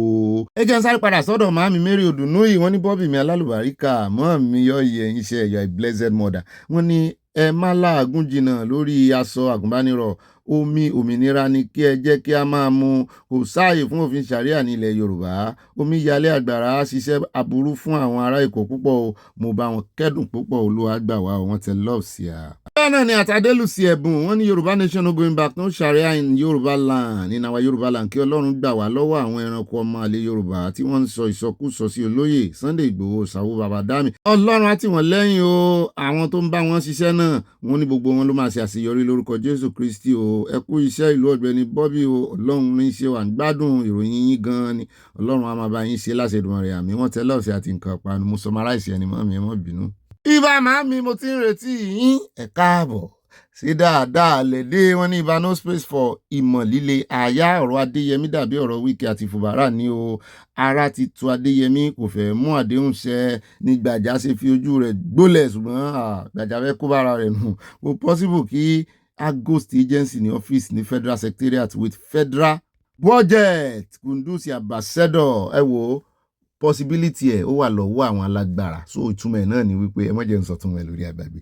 Mọ́ọ̀mí Mùsùlùmọ́lá Olúwo tèmi nìkan wọ́n ní Ọ̀gbẹ́ni Bobby tèmi nìkan àyà ọkọ wa ọkọ yín bo ìwé mi lọkọ yín àyà níyàwó tiẹ̀ o. Ọlọ́run nìkan ló lè gbà wá gbogbo nǹkan tó ń lọ nínú national park yẹn àwọn ọba àti olóṣèlú mọ̀ nípa rẹ̀ ibi tí wọ́n bá wa dé nìyẹn ṣùgbọ́n gbogbo wọn ni Ọlọ́run máa ṣe ìdájọ́ wọn láláì láàánú àmín bá ń kó pineapple wọlé àti kiwi. Mami dáadáa mami Stella Odele wọn bú sẹ́ni wọn ní Ọ̀gbẹ́ni Bobby rẹ̀ Bobby náà kọ́ wọ́n ní lọ́wọ́lẹ̀ wọ́n ní odò àti dé wọ́n bú sẹ́rin mọ́mí rántí orin yẹn. wọ́n náà ní mọ́mí Yẹmí Ìgè wọ́n ní evaporation and condensation wọ́n ní gbogbo gbígbóná yẹn ó máa lọ sókè as vapour then condense as rainfall. Mọ́mí ẹ̀ ṣe wọ́n rán wa létí condense milk sórí àyà gan ẹ wá mú ọkọ yín o $1 mi ò wọ́n tó ti rí condense milk inú tá à ń sọ yìí o. bẹ́ẹ̀ náà ni wọ́n tẹ̀síwájú wọn ní Miss Universe yẹn màámi Stella Odele ní lady yẹn win Adesina tí wọ́n fẹ́ lékún South Africa. àyà ló ní mọ́ dárúkọ Miss Global wọ̀ mí. bẹ́ẹ̀ náà ni àtògúnlókun John bá mi ní Bobby you got it is garbage in garbage out. mi ò tí ẹ̀ rántí pé mo sọ bẹ́ẹ̀ mọ̀ ẹnu àkàntìn garbage in garbage out ẹ ṣeun ọ̀rọ̀ yín ló jẹ́ kí n rántí dáadáa báyìí bẹ́ẹ̀ náà ni ẹja wáyà lọ́dọ̀ màámi mùsùlùmí olúwo tèmi nìkan wọ́n ní bọ́ bí mi lágbára ọlọ́run olódùmarè agbára máa bọ́ lọ́wọ́ àwọn fúlàní àwọn ọmọ onínàkúnà yìí olódòdẹ má wojú wọn rárá kó má wojú ṣe wọn kí ọlọ́run tiẹ̀ lẹ́yìn láti gbẹ̀san wa lára wọn. Gbajabiamila máa dojú tó lódòdẹ ó dàrọ̀ bọ́ bí màámi kásùnrin kájíire ibà màámi wọn ní ibà fẹnu wú nǹkan tí ò dára kúrò nílẹ̀ yorùbá 99% ti àwọn sheik oníwàásù ìsọnù kì í ṣe ojúlówó ọmọ yorùbá bẹ́ẹ̀ ni wọ́n ní gba rọ́gùdù àdàmọ̀dì ayédèrú yorùbá ni wọ́n but they crawl on their knees before Emir Ìlọrin abẹ́rẹ́ bá a ṣe rí mu àrí fídíò rẹ̀ o. náà ni àti Roselyn làwọn àmọ́ mi ní fífò lífò bẹ́ẹ̀ ni àtàwọn times nínú àkáǹtì náà nìyẹn meaning first in first out last in first out ìyẹn náà wà ń bẹ̀ in account Ọ̀gbẹ́ni Bobby ẹ̀kú sẹ́mi God bless you amen ṣùgbọ́n rí garbage in garbage out yẹn gangan ni mo fẹ́ rántí. Ibà màámi wọ́n ní ibà fìdí òtítọ́ múlẹ̀ àyà let's put sentiment religious science and DNA out of it. You dropped a baby of 3 months and returned 8 years after to claim ownership. Foul. Put the two mothers side by side. Ask the child to go to their mom. Definitely the woman who cared for 8 years. Àyàkú iṣẹ́ ọpọlọ. Fẹ́ dàbọ̀ àwọn tó ń jà sọmọ nù bíbélì náà ni. Kán tiẹ̀ wàá dá ọmọ yẹn sáàrin àwọn ọmọ tó pọ̀. Kán ní kí ìyá tó ṣẹ̀dẹ̀ tó fẹ́ wá claim ẹ̀ pé kó náwó sọmọ rẹ̀. Àbẹ́rẹ́ rí mọ́ mi. Mi Stella Odele wọ́n ní Ọ̀gbẹ́ni Bobby ẹ̀ka alẹ́ ò mọ́ mi ò kìyìn o wọ́n ní sẹ́ẹ̀rí tí a ò bá pín lóye Yorùbá ò lè lọ síwájú àwọn ẹranko yìí fẹ́ kéjì wa ni wọ́n ti fa Yorùbá sẹ́yìn for too long bẹ́ẹ̀ ni mo like àwọn love tẹmọ yọ yìí this is yellowish. Báàmì rábẹ́ ọlọ́pàá dé wọ́n ní coronation is trying to let the people know that he is an incumbent president. Tinubu is coming back for the second term. Màámi Olúṣọlá Adédèjì wọ́n ní odò Ọya ní Òbí kò sí Kwara mọ́ yóò yẹ yín Ọlọ́run àwọn ti Kwara gan gbà bẹ́ẹ̀. Wọ́n wàá wo ibi tí àwọn àáfàá àlùsù náà àwọn tó ti forí gbálẹ̀ wọ́n wo ibi tí wọ́n wọ̀ lọ. Bẹ́ẹ̀ náà ni Báàmì Martin Adéwálé wọ́n ní Òbí tí that's a good planning by the president bẹ́ẹ̀ ni. At unique baby girl wọ́n ní you can say it again ó ṣe fún Nàìjíríà honestly it's a shame. Mami Dorcas dúró Olúwatúnmiṣe wọ́n ní VDM kò rí àmì logo àti náírà tó ní jihadi sign ní àbí láìmoore olójúkòkòrò ní Chidi Adesina yẹn lédi yẹn. Wọ́n ní ẹ̀wọ̀n ló yẹ fún ní South Africa Oòduà nation going back from Providence, Rhode Island. Mami Martin Adébọ̀wálé wọ́n ní agreed with Senator Oshiomhole gan mu second demotion àyànà ló ń kọ̀ǹkọ̀. Mami Tina Ọláfúsì wọ́n ní Ọ̀gbẹ́ni oníròyìn ayọ̀ ẹ̀kú iṣẹ́ ìlú Ọlọ́run ní í ṣe òmòrò wípé nǹkan tí VDM sọ ó dára púpọ̀ o. Èmi á sọ wípé kí wọ́n kúkú máa lo aṣọ flag Nàìjíríà fún NYSC Yorùbá nation là ń wá o wọ́n tẹ lọ́ọ̀sì àti nǹkan panu. Ká nílẹ̀ Yorùbá ti wà nínú ìsìn kò ní sí problem. Aṣọ wa náà làdìrẹ́ aṣọ wa làǹkárá kò sẹ́ni tí ó jiyàn. Torí ẹ̀ mo ti sọ wípé ọ̀rọ̀ kan ṣoṣo tó dánú ọ̀rọ̀ rẹ̀ tèmi rí nìyẹn ó nítumọ̀ ni kó láwọn èèyàn lójú pé we are not the same thing. At Ọlọ́ládé Adéyẹmọ wọ́n ní iṣẹ́ rí gbogbo àwọn oníṣòro orí social media tí wọn ò bá ìtí kó wọn àbí tí kan dín nínú iyọ̀ wọn ò ní jáwọ́ ṣé bàbá Ìjẹ̀ṣà ò ní ṣe ayé ẹ̀ mọ́ ni àbí. Bẹ́ẹ̀ náà ni ìjà wa lọ yọ yẹ mọ́ mi Tóyìn Adéoyè wọ́n ní Òbí tí àyà pè wọ́n ní Òjòrò is cancelled o you no read my ìfiránṣẹ́ mi ò rí ni ní abala àríwísí comment section. Enjoy your special weekend pẹ̀lú àwọn ìyàwó yín ẹ̀yin náà wà lára wọn ẹ̀wọ̀n escape ibà olóyè plenty wọ́n tẹ lọ́ọ̀sì àti nǹkan ọ̀pánu ju lámbà nu kọ́mẹ́ǹtì ilé wọ́n retí àwọn lámbà yín ni màámi. Bẹ́ẹ̀ náà ni àti Olúní Káyọ̀dé wọ́n ní àwọn ọ̀tá bàbá Ìjẹ̀ṣà rò pé ó ti tán fún ni ṣùgbọ́n nígbà tí wọ́n rí wípé oríire túbọ̀ ń wọlé fún bàbá Ìjẹ̀ṣà ló jẹ́ kí orí máa fọ́ wọn o inú wọn lásán ni ògo ilé ìkẹyìn yóò pọ̀ ju ìṣáájú lọ níwèé mímọ́ wí o. Ó dáwọn ẹ̀ka àbọ̀ padà thank God it's Friday fàájì láwà amúlùdùn ìtàláwà káwá lọ club kárí ìjẹ́gbádùn ara wa. Ó yá ẹ mú nǹkan lónìí Friday ẹ ta nǹkan sára ẹ ta nǹkan sáyà ẹ mọ́ màmújú o moderately ni o ẹ mọ́ fi lemon mix ẹ lè ṣe cocktail ẹ lè ṣe wọn ò ní kẹ́ ẹ mú gògóró ẹ mọ́ mu sapẹ́lẹ̀ wọ̀tá o. Bẹ́ẹ̀ náà ni ẹ wá ẹran tẹ́mọ̀ yajẹ bó ṣe ẹran chicken bó sì ṣe ẹran ìgbẹ́ni bó sì ṣe ìgbín tó ti yí máta ẹ mọ́ ṣe fàájì ara yín bó sì ṣe tinú ẹran náà ni kán bá yín kó pọ̀ kán fi sòmóòyò bó sì ṣe pẹpẹ sùn náà ni aláta ṣúẹ́ṣúẹ́ ẹ mọ́ jẹ̀gbádùn ẹ ń wẹ̀ ń picture ogun tí mò ń sọ ẹ wá wá nǹkan jókòó lé bẹ́ẹ̀ náà ni kẹ́ ẹ wá wáyé tọ́wọ́ bá dilẹ̀ ẹ bá fi ránṣẹ́ sáwọn olólùfẹ́ yín bó sì dé ọ̀dọ̀ àwọn ọ̀tá yín náà kò ní tí fi ń ṣe èèyàn wọ́n á fi mọ̀ wípé ilé aláyọ̀ kan wà níbì kan níbi gangan tí Ọlọ́run kó wa pọ̀ àtọmọdé àtàgbà tá à ń fọwọ́ wẹwọ́ kọ̀wọ̀ lè mọ́ o bẹ́ẹ̀ náà ni bọ́ bá dilẹ̀ bá dénú yẹn bá pín fáwọn olólùfẹ́ yín bẹ́ẹ̀ náà ni ìmọ̀ràn yín ṣe kókó kó mọ̀ ju 5 lines alákọ̀ọ́kọ́ náà ròyìn wa tòní ẹ jẹ́ á bẹ̀rẹ̀ látọ̀dọ̀ Ọ̀gbẹ́ni Mr. Minister of Youth níbi tó ti kó ọ̀rọ̀ rẹ̀ jẹ́ wípé ẹ wá o ẹ mọ́ fọ̀rọ̀ sí òun lẹ́nu n tó ń sọ̀rọ̀ o òun propose ni o man proposes God disposes bẹ́ẹ̀ náà bá ní proposal ẹ̀ mú wa o no final decision on àdìrẹ NYSC uniform federal government clarifies wọ́n ní the Minister of Youth Development Ayọ̀délé Ọláwándé ìyẹn ní àná ọjọ́ Thursday clarified that the federal government had yet to approve àdìrẹ as the new uniform for members of the National Youth Services Corps. Hours after his comments on proposed change generated widespread reaction. In a statement published on his official X handle, #AyoWisdom_, Olawande said reports suggesting that Adire had been adopted to replace the iconic khaki uniform misrepresented his remarks during an appearance on Channels Television. The minister ó ṣe lálàyé wípé ìdí tó ń ṣe dárúkọ Adire àti Ankara ni wípé òun kàn fi ṣe àpẹẹrẹ ni o proposal ni o ó ní gbogbo ẹni tó bá ní proposal kó náà wá submit pé intention òun ó simple ni wípé kàn mọ́ lo nǹkan kó wá láti ìlú òyìnbó mọ́ kàn náà fi bọ́n náà fẹ́ rìsọ́fù NYSC tó jẹ́ wípé wọ́n fẹ́ mọ́ ṣe skill níbẹ̀ ní skill labour wọ́n fẹ́ mọ́ kọ́ iṣẹ́ ọwọ́ ara rẹ̀ ní àwọn sáláwọn ọmọ tí ń sàdé rẹ̀ kàn fi gbárùkù tì wọ́n bẹ́ẹ̀ náà bá ní proposal ní ẹ mọ́ mú ọ̀run ní ẹ mọ́ wọ̀rí gbogbo wọn gan àdìrẹ pọ̀ mọ́ Ankara pọ̀ mọ́ kaki pọ̀ mọ́ tètèrú gbogbo aṣọ tẹ́ bá ń lò ní ìlú yín ẹ mọ́ kó wá wọ́n gan gbogbo ẹ̀pọ̀ wọ́n fi ṣe aṣọ igun fún gbogbo yín à ń sọ fún yín pa àìṣe nǹkan kan náà ẹ rí bí confusion lórí aṣọ lásán decision making lórí ọ̀rọ̀ aṣọ lásán kẹ́ ti mọ̀ pé we are not the same. Mo wá rí sample kan táwọn kan fi AI tí wọ́n fi design náà lẹ́rí yẹn o mo like ẹ̀ gan ṣùgbọ́n ìkan Ankara kọ́ ni ta lákọ̀ọ́kọ́ yìí ẹlẹ́ẹ̀kejì kentelele tàn Ghana design wọn rè ẹlẹ́ẹ̀kẹta oní Kampala ṣé Yorùbá náà ló ní Kampala ṣé ká kú mọ́ ló Kampala ó fáìn lọ́dọ̀ tèmi o ẹ wò bọ́ ṣe cute bàtà yẹn lèmi wá ń wò wípé kàn fi ṣe tẹ́kọ̀ wì àyà ní fìlà yẹn kàn fi sábẹ́ tí a dá mo láwọn èèyàn ó tún bínú wọ́n sọ di nǹkan mi eléyìí wúlò ó fáìn ibi fúnra wa láàdá sí àìjẹ́ kan náà ní dá owó wàhálà ilẹ̀ o imagine ká ní Yorùbá ti ní orílẹ̀-èdè tí sí yóò di wàhálà a lè ní òfin láàmú lò ẹ wo ara tán fi òfin dání ìsinmi ní ṣòkòtò kan bí kẹ̀m̀bẹ̀ báyìí tí wọ́n bá rán wá láti Nàìjíríà tẹ́ bá rí bó ṣe fáìn àwọn ìtàlẹ́ àwọn owó mi ti máa ń kọjá lọ ó tún wá ní ò lára àwọn òfin tán máa ń fi ò síyàn tí máa ń ní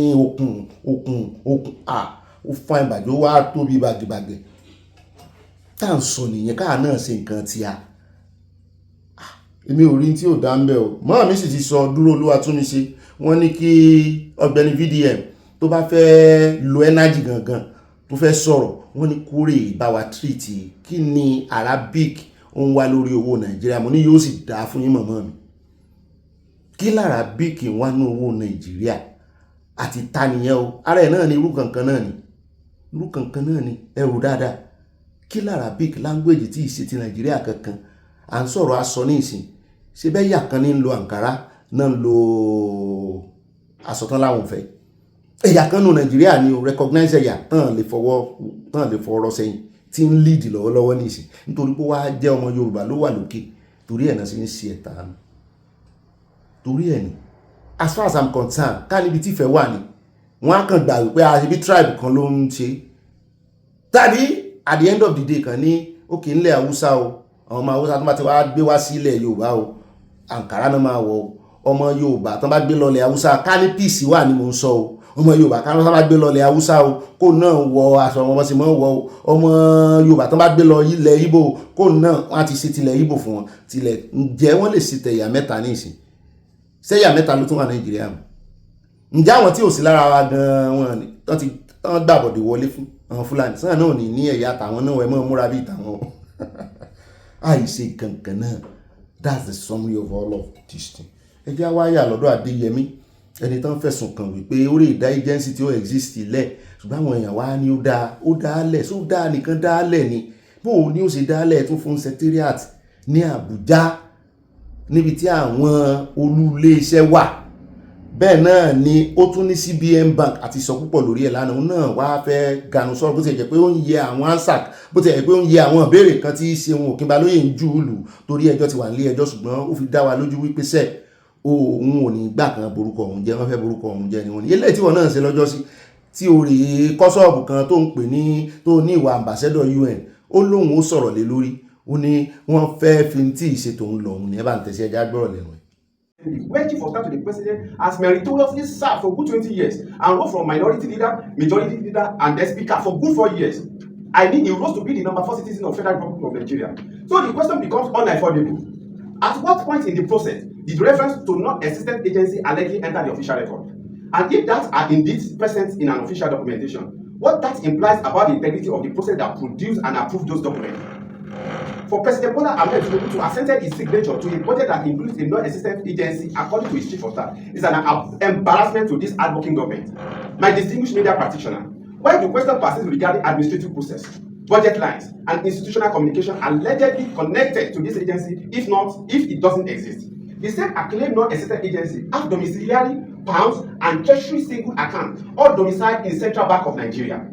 So what Chief of Staff is telling Nigerians is that the CBN governor, with his 4 deputies, 16 capable directors, and over 5,300 staffs are clueless not to have dictated a fraudulent document for opening accounts.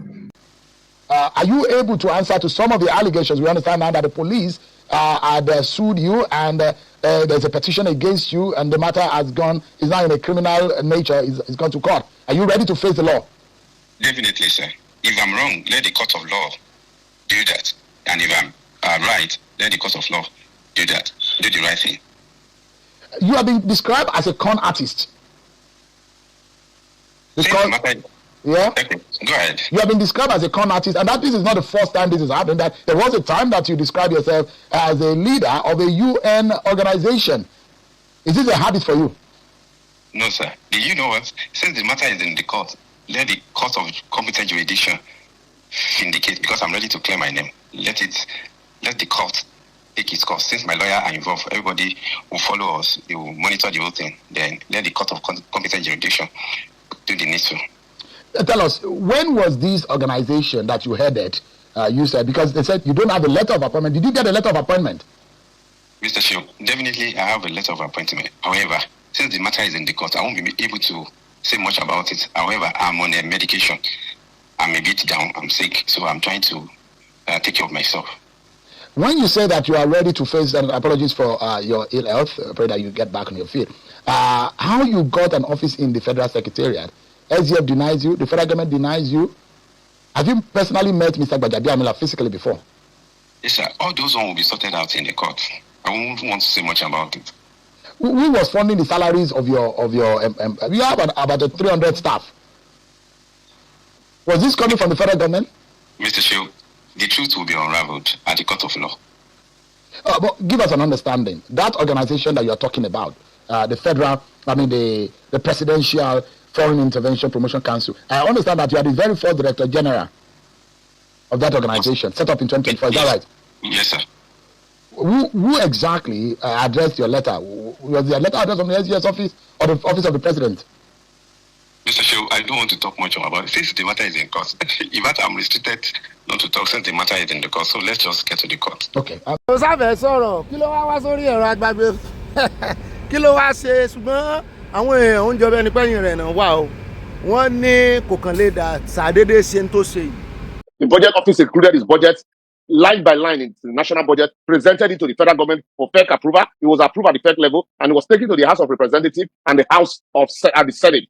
And those joint committee screened the budget. Joint committee of the budget, finance appropriation committee of the House of Rep, appropriation committee of the Senate. Both screened and eventually it was approved and then the president assented to it. And then you want me to believe that that agency is fictitious and is operating without approval. And yet, when that letter, the first letter was written by the office of the SGF in October 2025, police were not deployed immediately. The first arrest, they arrested him for 7 days. And then they left him, he went back to the same office. They subsequently arrested him for 11 days and he went back to the same office. And then now you want me to believe that certainly the man is impersonating. I believe the story that said what had played out here, like we hear, happens in government. Even the book about President Buhari also reveals some of such underhand dealing.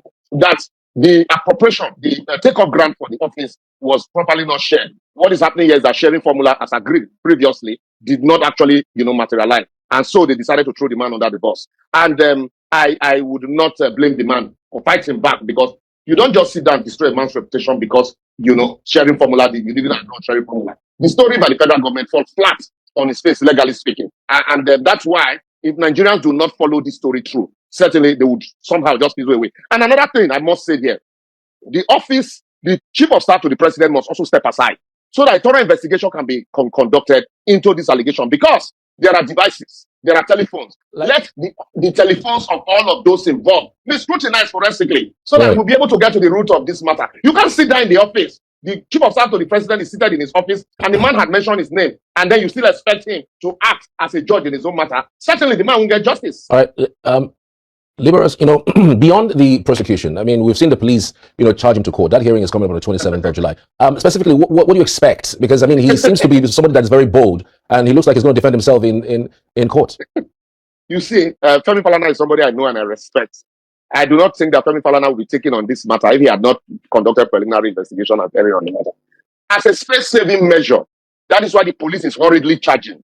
What is the police charging for? Have they conducted preliminary investigation? How many people have they talked with? Nigerians are asking questions. How did this man get office at the federal secretariat? There are so many agencies that are looking for office at the federal secretariat. But how did he get office? Also, how did the man open account in the CBN? If the man was operating from his house and he was operating private bank accounts, then you can truly say that in real sense that they probably forged documents. But in this case, the man is operating from the federal government agency. He's also operating from the federal government bank, the central bank. Right. So for us to get to the root, I will repeat again, there's need for Gbajabiamila to step aside. Ó dẹ̀ káàbọ̀ padà ibi tá a ti ń sọ lọ́wọ́ ta ni ó dá ẹja mọ́ retí. Bí on the 27 kan ni wọ́n náà máa lọ ilé ẹjọ́. Ó ti dé tán. Kọ́sàmọ́ sùn kan mọ́ postpone ẹ̀. Ẹ̀rù wá ń bà mí fún Bọ̀dá Gbajà. Lọ́ọ̀yà tí ẹ̀ bá fọwọ́ tọ́ mi, ó ní fọkànbalẹ̀. Mo ní kí lẹ fẹ́ sọ, ó lóun fẹ́ sọ̀rọ̀. Ẹ bá ń tẹ̀sí ẹja gbọ́rọ̀ lẹ́nu lọ́ọ̀yà tí ẹ̀ lórí ọ̀rọ̀ yìí náà ni. So it's a normal thing that may have been going on, but this time around there is need for serious accountability, because and this accountability should be demanded on behalf of the people by the National Assembly, even though the National Assembly in itself is culpable for this kind of strange negligence. One would have expected that what is happening to the appropriation committees of the House of Representatives and the Senate at this time? They should be enraged. Somebody should save us of this embarrassment. This is not a situation that can be cured by lame and telling Nigerians and telling the public statements to from disregard. the presidency. The man issues a press statement, then Onanuga issues another press statement. This is not the matter. Right. We are witnessing the institutional destruction of our country before our very eyes. And what the presidency thinks it should do is to now find one form of solidarity around Femi Gbajabiamila. That's not what we need. This country doesn't belong to those who govern it. It belongs to all of us. So, and in that case, we must. And again, I get very disappointed when civil society keeps quiet. Imagine if this was a scandal. What will happen to the woman by now? And then, so why do we have this sort of camaraderie among those in the presidency at this time? Hold on. Let me take you up on that. You think CSOs are cherry picking on which fights to fight? Look, it's not about Is it not too early for that kind of indictment? This is a huge intelligence failure at the national scale. Who is protecting the president? Look, look at Abdul Kari's report that was, which indicated and suggested an independent investigation. Did the president need to be told about that? Because if there was, and indeed, I hope there would be an independent report, and it seems as if the president tolerated this. Don't you know that it's an impeachable offense? The president can be impeached because of what has happened.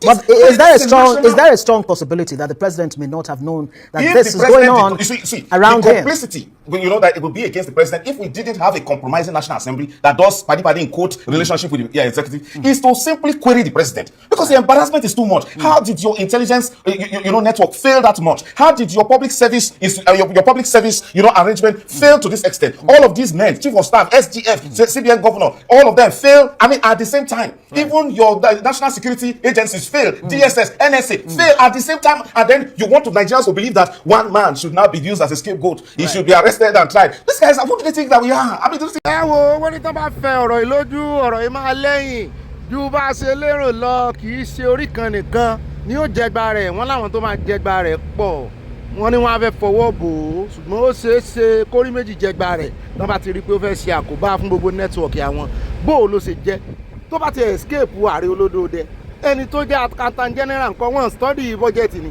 gbogbo àwọn tó yẹ kó mójútó bọ́jẹ̀tì nǹkan àti ẹ̀gbọ́n tilẹ̀gbìmọ̀ aṣòfin táwọn ti ń fèlè wa ti ọ̀rọ̀ yìí máa lẹ́yìn ọlọ́run ó sì jò lẹ́yìn. ó rẹ káàbọ̀ padà ẹja wá yà lọ́dọ̀ Àtíkù àti ẹgbẹ́ ADC ó nínú òun dùn ayọ̀ òun kún ọkàn òun ṣe balẹ̀ ní báyìí o. The Federal High Court Abuja lánàá ọjọ́ Thursday ni wọ́n ti pa láṣẹ wípé David Mark ó ní olórí tí ó tukọ̀ ẹgbẹ́ ADC nínú ìdìbò 2027 pé INEC ò sì gbọ́dọ̀ yọ orúkọ rẹ̀ kúrò nínú ìwé ìyè wọn. nígbà tí ọ̀rọ̀ ó dọ̀dọ̀ Àtíkù wọ́n ní ó ṣàlàyé ọ̀rọ̀ yìí gẹ́gẹ́ bí ìdájọ́ gidi pé òun gbẹ́kùndùsì fún wọn ká níwọ̀n ìdájọ́ gidi báyìí olódòdó l'Àtíkù máa bú o pé olófọ̀strẹ́tì àwọn wọ́n wá dájọ́ gidi ní ìsìn ó rántí fún olódòdó credit ṣùgbọ́n nígbà tí ó fẹ́ kù díẹ̀ káàtì olódòdó ní mọ́ gba ẹ̀bí. Atiku described the judgment which dismissed a suit filed by a member of the House of Representatives, Leke Abejide, as victory for constitutional democracy and a rejection of attempt to use judiciary for political ends. Delivering judgment on Thursday, Justice Musa Liman upheld the preliminary objections raised by the ADC, its former national chairman Ralph Nwosu Mark, and the party's national secretary Rauf Aregbesola. The judge held that the court lacked jurisdiction to entertain the matter because it bordered on the internal affairs of a political party, which is described as non-justiciable.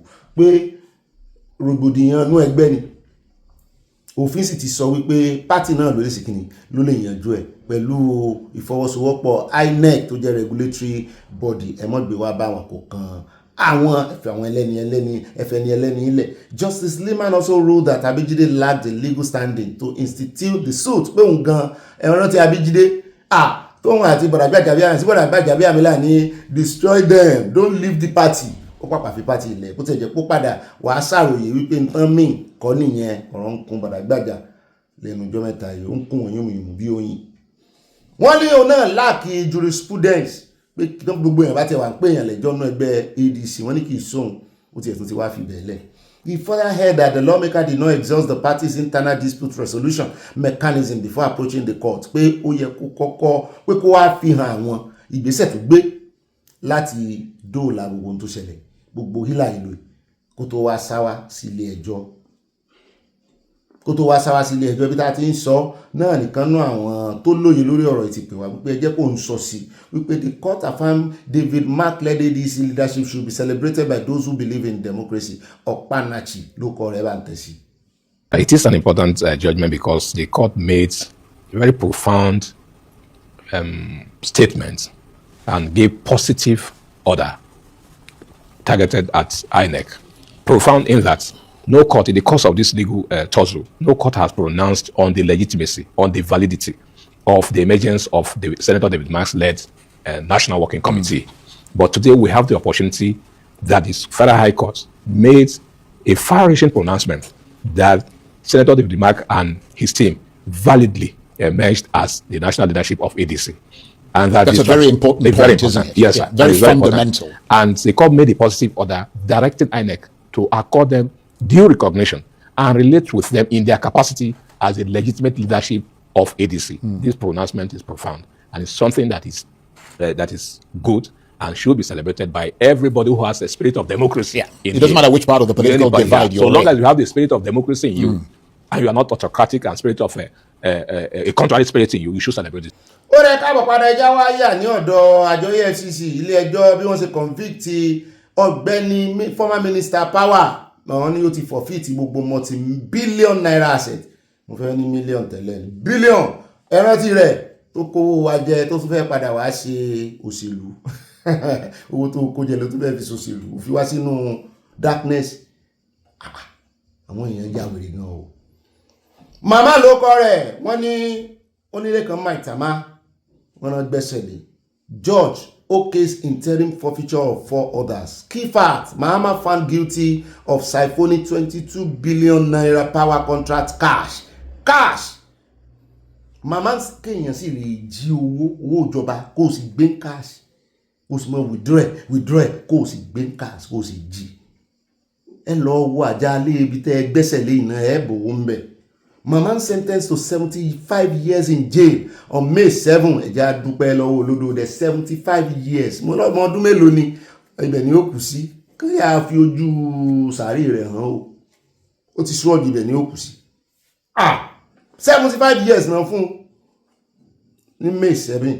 He turned court to arrest judgment. Bẹ́ẹ̀ náà ni ló bá ń sá kiri ní ò bá yọjú. Ex-minister arrested after sentencing and sent to jail. Wọ́n sentence in absentia ni gbogbo àná làmú. Ní báyìí wọ́n ní permanent forfeiture wà, interim forfeiture wà. Wọ́n ní ilé tó jẹ́ permanent forfeiture Walijam apartment at number 43 plot 435 Lobito Christian Wuse 2. Wuse olówó ní ìrànlẹ́ mbẹ́ Lobito Christian. Bẹ́ẹ̀ náà ni wọ́n ní interim forfeiture. Interim lele sí ojú lẹ́nà. Bloom Luxury Suites Nigeria Limited at number 5 Amana Crescent New Estate Ugwana Rimi Kaduna State. A mansion at number 11 Miss Raj Street Wuse Lotuni Wuse 2 Labuja. Another mansion at number 13 Miss Rata Street Wuse 2 Odimeta alakoko ẹlẹ́kejì ẹlẹ́kẹta. Ó tún wà ní plaza mi ní plot 734 Kade Street Minister lásánlásán ní Wuse 2 náà. A former minister of power. Ó lè làwọn eléyìí. Wọ́n sáà ni wọ́n ti gbẹ́sẹ̀ lé oní interim wà, oní permanent forfeiture wà. Ẹwà dúró létà ká multi-billion làwọn lé rẹ̀. Kò ní yẹ ẹ̀wọ̀n lé rẹ̀.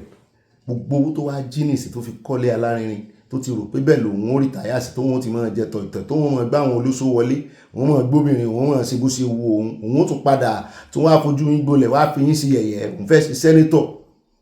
Ọmọ ti fẹ́ win ní tíkẹ́ẹ̀tì owó ń bẹ tí ó wà wọ́n ṣe láúláú àti mú ọwọ́ tí wọ́n pọ̀ bẹ́ẹ̀ o ṣùgbọ́n aṣáàdùpẹ́ ọwọ́ ba ilé ọwọ́ sì tún bá rú wọn dáadáa.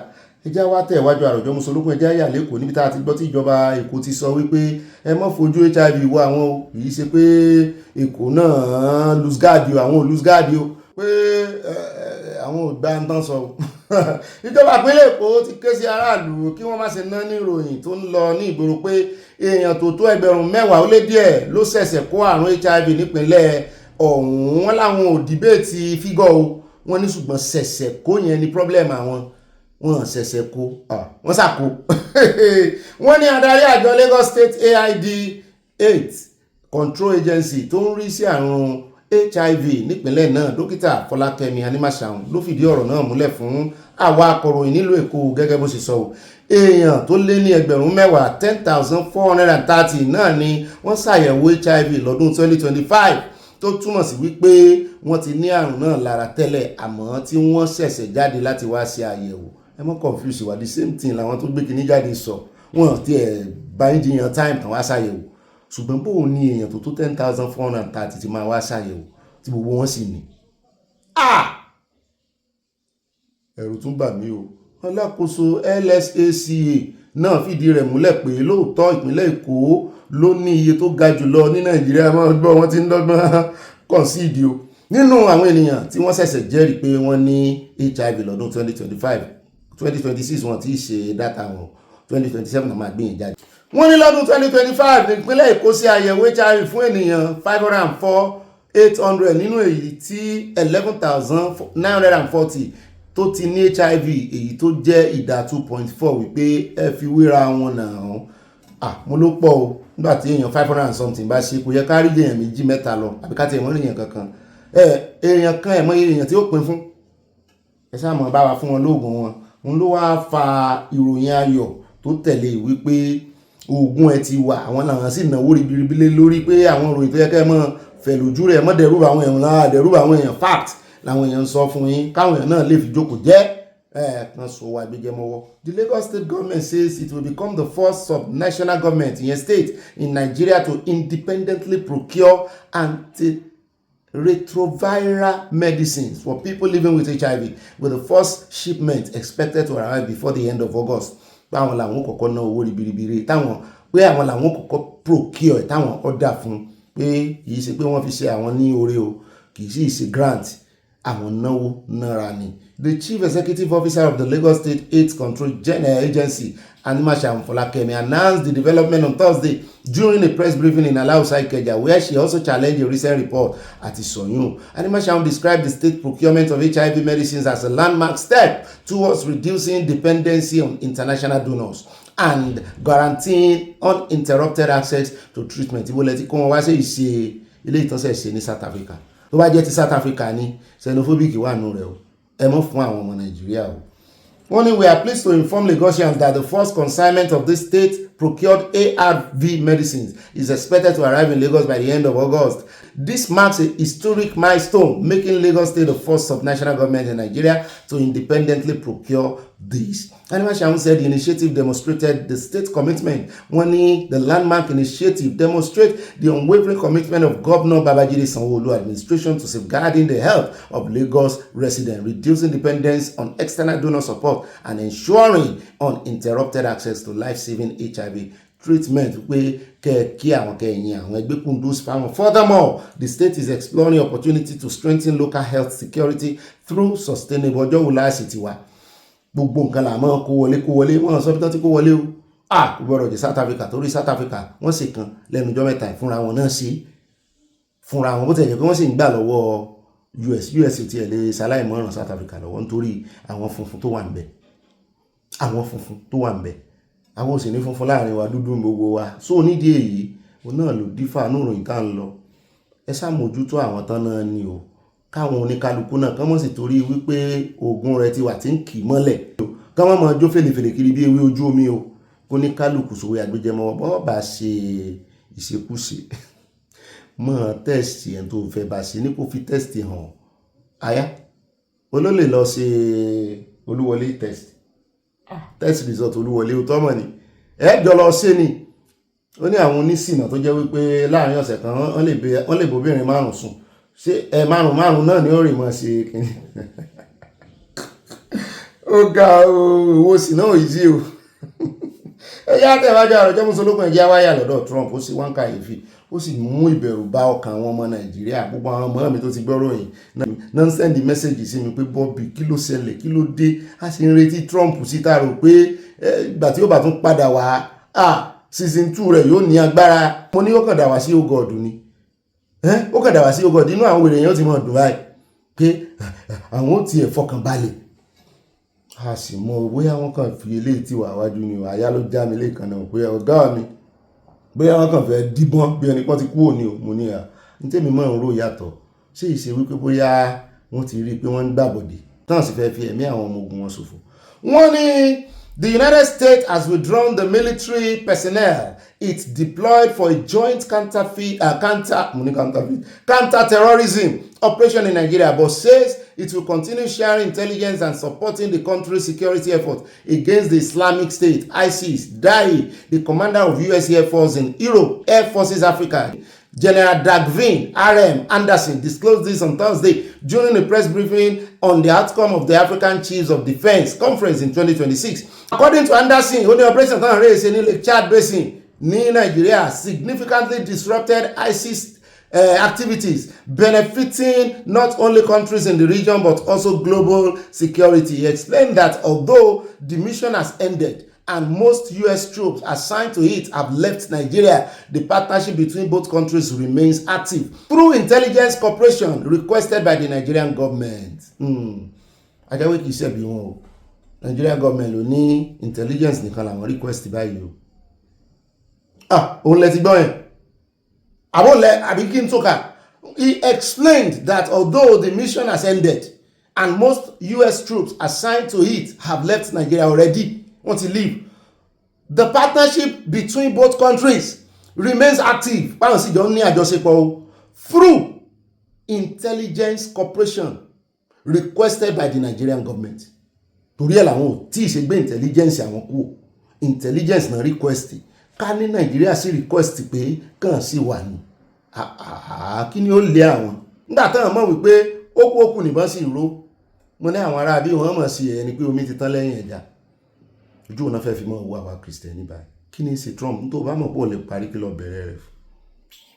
Only and then we have withdrawn much of our forces that were just there for that operation but are continuing the partnership that Nigeria has asked for to help continue with the intelligence sharing and the understanding that's necessary to be able to prosecute this difficult task. Intelligence Nigeria náà wọ́n ní àwọn kájú.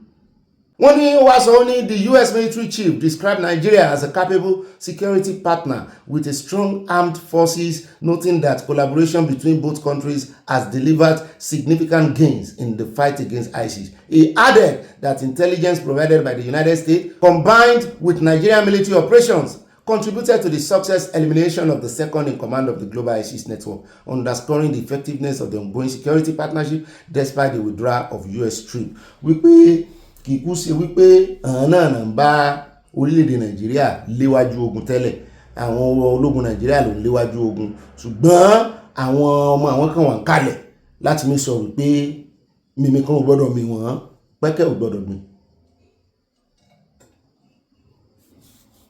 Ọ̀gá o ọmọ tí mo lè sọ lórí ọ̀rọ̀ wọ́n ṣàti lọ o, wọ́n ní intelligence nìkan. Mo ní ariwo àwọn ará bí ó ti ẹ̀dínkù àwọn òfò Amẹ́ríkà ẹ̀kọ́ ìlérí kìíní àwọn ẹsẹ̀ kìíní kan, ṣùgbọ́n àyà ní ká mọ̀ wò pé wà logistical dramatic. Mo ní àyà wọ́n sì èbò tí mi ò gbọ́ ọmọ pé mi ò gbé ipò wọ́n ṣàti lọ o. Mo ní fi tó yín létí o. Ọjọ́ wo sì ní kìíní tí ẹ̀sìn béèrè pé kán gbé military base wa. Arílódò kí ló wá dé? Intelligence nìkan ẹ bá mọ́ tí ì ṣe bẹ́ẹ̀ o. My God. Now, since we're talking about security, let me also touch on the U.S. withdrawing its troops. My big question this morning, yes, they've talked about the successes they've been able to make. They're saying that even though they're withdrawing boots on grounds, there will still be collaboration, especially in terms of intelligence gathering. But my big question this morning would be, what next? What happens next on the Nigerian side of things? The advantage of this collaboration with the United States, of course, would be shared knowledge, training for our troops, lessons learned, improved operations of the Nigerian military. But then what happens? This is not the end on our part, the end of terrorism or the end of the war against terrorism. We must double down. We've talked about provision of equipment, the welfare of our troops. We've looked at intelligence gathering. We've looked at protecting lives of those who have the courage to actually provide information to the security troops. So yes, the US has done its part with regards to boots on ground. But now for Nigeria, the question would then be what next? And how do we consolidate on the wins, the gains that have already been achieved by this collaboration? Yeah. President Trump, speaking recently, had said the situation in Nigeria with regard to terrorism has been significantly weakened. Dr. Sullivan Gorka, who is of the National Security Council, Senior Director in charge of counterterrorism at the National Security Council of the United States, also said, well, they've been able to make a lot of progress in Nigeria. And that they got some electronic gadgets from the jihadists after eliminating about 199 of them. And they have not seen anything like that from any part of the world since 9/11. And what Dr. Gorka was saying simply is that the situation in Nigeria has become some kind of hub for all kinds of terrorists, whether from Syria, whether it is ISIS, or whether it's from Libya. And that in itself should be a source of concern. So the Americans may have withdrawn to go and analyze some of the communication gadgets that they have been able to seize. But that's also a reminder that the Nigerian government should commit to doing a lot more in terms of securing this environment. The purpose of government being to secure our people and ensure that. Nigeria has everything needed to prosper, but poor leadership. Former President Buhari's aide, Femi Adesina, former special advisor on media and publicity to the late President Muhammadu Buhari, Femi Adesina, has expressed concern over Nigeria's socio-economic decline, blaming poor leadership, corruption, weak infrastructure, and unemployment for the country's inability to reach its full potential. Adesina made the remarks while delivering a paper titled Nigeria's Kinetic How Long at the first annual public lecture organized by Foursquare Gospel Church in Otietiso, kò tiẹ̀ sí nǹkan kan tó ní í ṣe pẹ̀lú kìíní ṣùgbọ́n ọ̀rọ̀ kan tó wá sọ tó jẹ́ káwọn èèyàn máa wò ní wípé ó ní Nigeria is endowed with both human and natural resources but unfortunately it has not translated to wealth. Adesina ló sọ bẹ́ẹ̀. He noted that corruption, poor governance, weak infrastructure ló ń dá gbogbo wàhálà ilẹ̀ kò jẹ́ kọ́ ọmọ Nigeria ní better life. Adesina also referenced statements made by Nigerian leaders from Sir Abubakar Tafawa Balewa to President Bola Tinubu saying successive administrations have repeatedly spoken about the country's vast potential and bright future, yet many of those promises have remained unrealized. He urged political leaders pé torí nǹkan ṣoṣo tí Nigeria lack náà ni political leader, pé wọ́n ní leader gidi. Mo ní Àjàlá tá ń nà nígbà tí ọ̀gá tiẹ̀ olóògbé Buhari tó ń ṣàṣemọ́ṣe tó ń yọ́lẹ̀ ní ìsìn tí gbogbo ayé ń rí bí ìbá ṣe pé ẹgbẹ́ kan náà ni àwọn àtàrí olódòdẹ́jọ wà blame tán bá mọ́ fún ìbá olódòdẹ́kàn dẹ̀rán kan fún wọn bò láṣìírí ni tán sọ pé gbogbo ìjọba rẹ̀ tó ṣe ẹ fi yá wọn ìbọn bò láṣìírí ni leader ọ̀pọ̀lọpọ̀ yín náà sì rí leader ní tó lè mọ jẹ́ media aid fún odidi president kí lẹ́yìn náà ń gbé síta lábẹ́ yín ni kíní ṣẹlẹ̀ ní ọ̀rọ̀ ẹ̀sà ṣiṣẹlẹ̀ àmọ́ ohun tí gbogbo yín ṣe àbájọ tọ́pọ̀lọpọ̀ wọn báyìí tán bá ti kúrò níjọba àlọ́rámirámi ní ẹ̀jẹ̀ àkìgbọ́n pa wọn mọ́ ọjọ́ tán bá sọ̀rọ̀ báyìí wọ́n mọ̀ dàbò wọn ni táwọn èèyàn mọ̀ fún wọn gbàgbọ́s. ó dẹ̀ já afẹ́lẹ́ ìkádé gbogbo rẹ̀ lẹ́jàrí ẹjẹ́ àyà lọ́dọ̀ Bọ̀dà Báyọ̀ Ojúlarí ọ̀rẹ́ òdenu mo fọ̀rọ̀ òdenu sí o bí Yorùbá ṣe mọ́ sọnù Ojúlarí gangan ló kọ wọn àtàwọn conglomerate wọn mo jọ rí wọn pa àwọn sàbẹ̀ wọn ní NNPC níbi tó ti ń ṣe ìlérí fún ọmọ Nàìjíríà pé ẹ lè mọ́ gbọ́ nǹkan kan ẹ lè mọ́ bó ṣe ń lọ ṣùgbọ́n refinery àwọn ilé ìfọ̀pọ̀ wọn ló wà active ó wà viable wọn láwọn sì ń fix ẹ lọ́wọ́ ọ̀nà owó lẹ́yìn dá fix ẹ ṣe é sì believe fún ọmọ Nàìjíríà wọ́n máa gbà fún wọ́n máa believe fún yín àbí ẹ fẹ́ fi ṣe wípé àwọn yòókù ò rí ṣe ẹ̀yin ò rí ṣe wọ́n bójú olódó rẹ̀ jẹ́ ẹ̀jẹ̀ àgbọ̀ bó ṣe lọ. There's been continuous debate over the state of Nigeria's public-owned refineries, with some canvassing outright sale of what they describe as scrap. But Nigeria's state-owned oil company, the NNPCL, disagrees, asking for more time as it works to resume operations at the Warri Refinery and Petrochemicals Company, which it is working with its Chinese partners to retool and change the business model. During this tour of the Warri Refinery on Thursday, NNPCL Group CEO Bayo Ojulari explains how two Chinese companies, Sanjiang Chemicals and the New Future Group, with a team of 35 engineers, are currently assessing the facility ahead of a final investment decision that could see the Warri Refinery resume sustainable operations in 24 months or less. But it will be a monumental waste to Nigeria to be talking about this being a scrap. It will be a monumental waste for Nigeria. And we challenge as NNPC, those who are saying that, to come back with their facts. Because we don't see anything here that suggests that. But like I also say, all of us are Nigerians. We also need to be very wary that there are certain group of people that do not want this refinery to work. Yes. I can say confidently to you that we believe strongly that the Warri WRPC will be back up and running within 24 months. I can tell you that confidently. Based on everything that we've heard, we are confident we can get this refinery just running, but it will be running at a loss.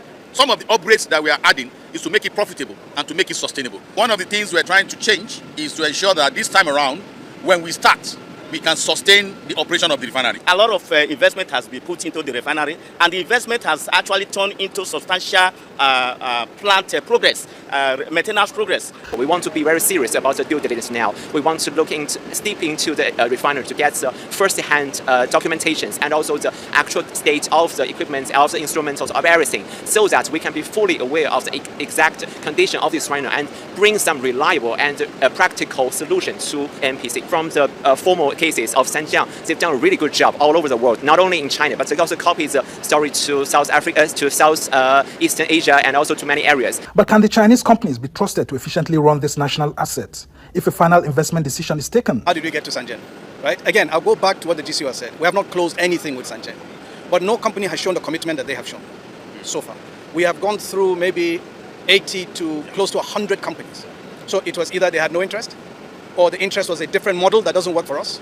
Ó náà lẹ́rí yẹn ọ̀ṣùgbọ́n ọmọ Nàìjíríà ní kò kan àwọn náà ti mójú kúrò ń bẹ́ẹ̀ àwọn ti mọ́kàn kúrò ń bẹ́ẹ̀ pé iye tó gbà ti pọ̀ jù kán lọ ṣe rìfàìnẹ́rì míì iye tó fi ń tún ṣe gan lè ṣe rìfàìnẹ́rì míì láti bẹ̀rẹ̀ èlò ní Dangote fi kọ́ tiẹ̀ ọdún mélòó ló fi bẹ̀rẹ̀ rẹ̀ gbogbo eléyìí tẹ́ ẹ fi ń pààrà tẹ́ ń parambuléètì lórí tó ti bàjẹ́ tó ti rọ́ọ̀sì ẹ kúkú fi kọ́ mi ká mọ̀ wípé ìmí ilẹ̀ fẹ́ kọ́ àwọn èèyàn ó gbèsè yín lẹ́yìn ẹ bẹ̀rẹ̀ project míì eléyìí tó jẹ́ foundation eléyìí yẹn ó ti wọ́ wọ́n sì ní bí ìpìlẹ̀ bá bàjẹ́ kí ló lódodo yín lè ṣe kí ló lódodo olódòdó fẹ́ ṣe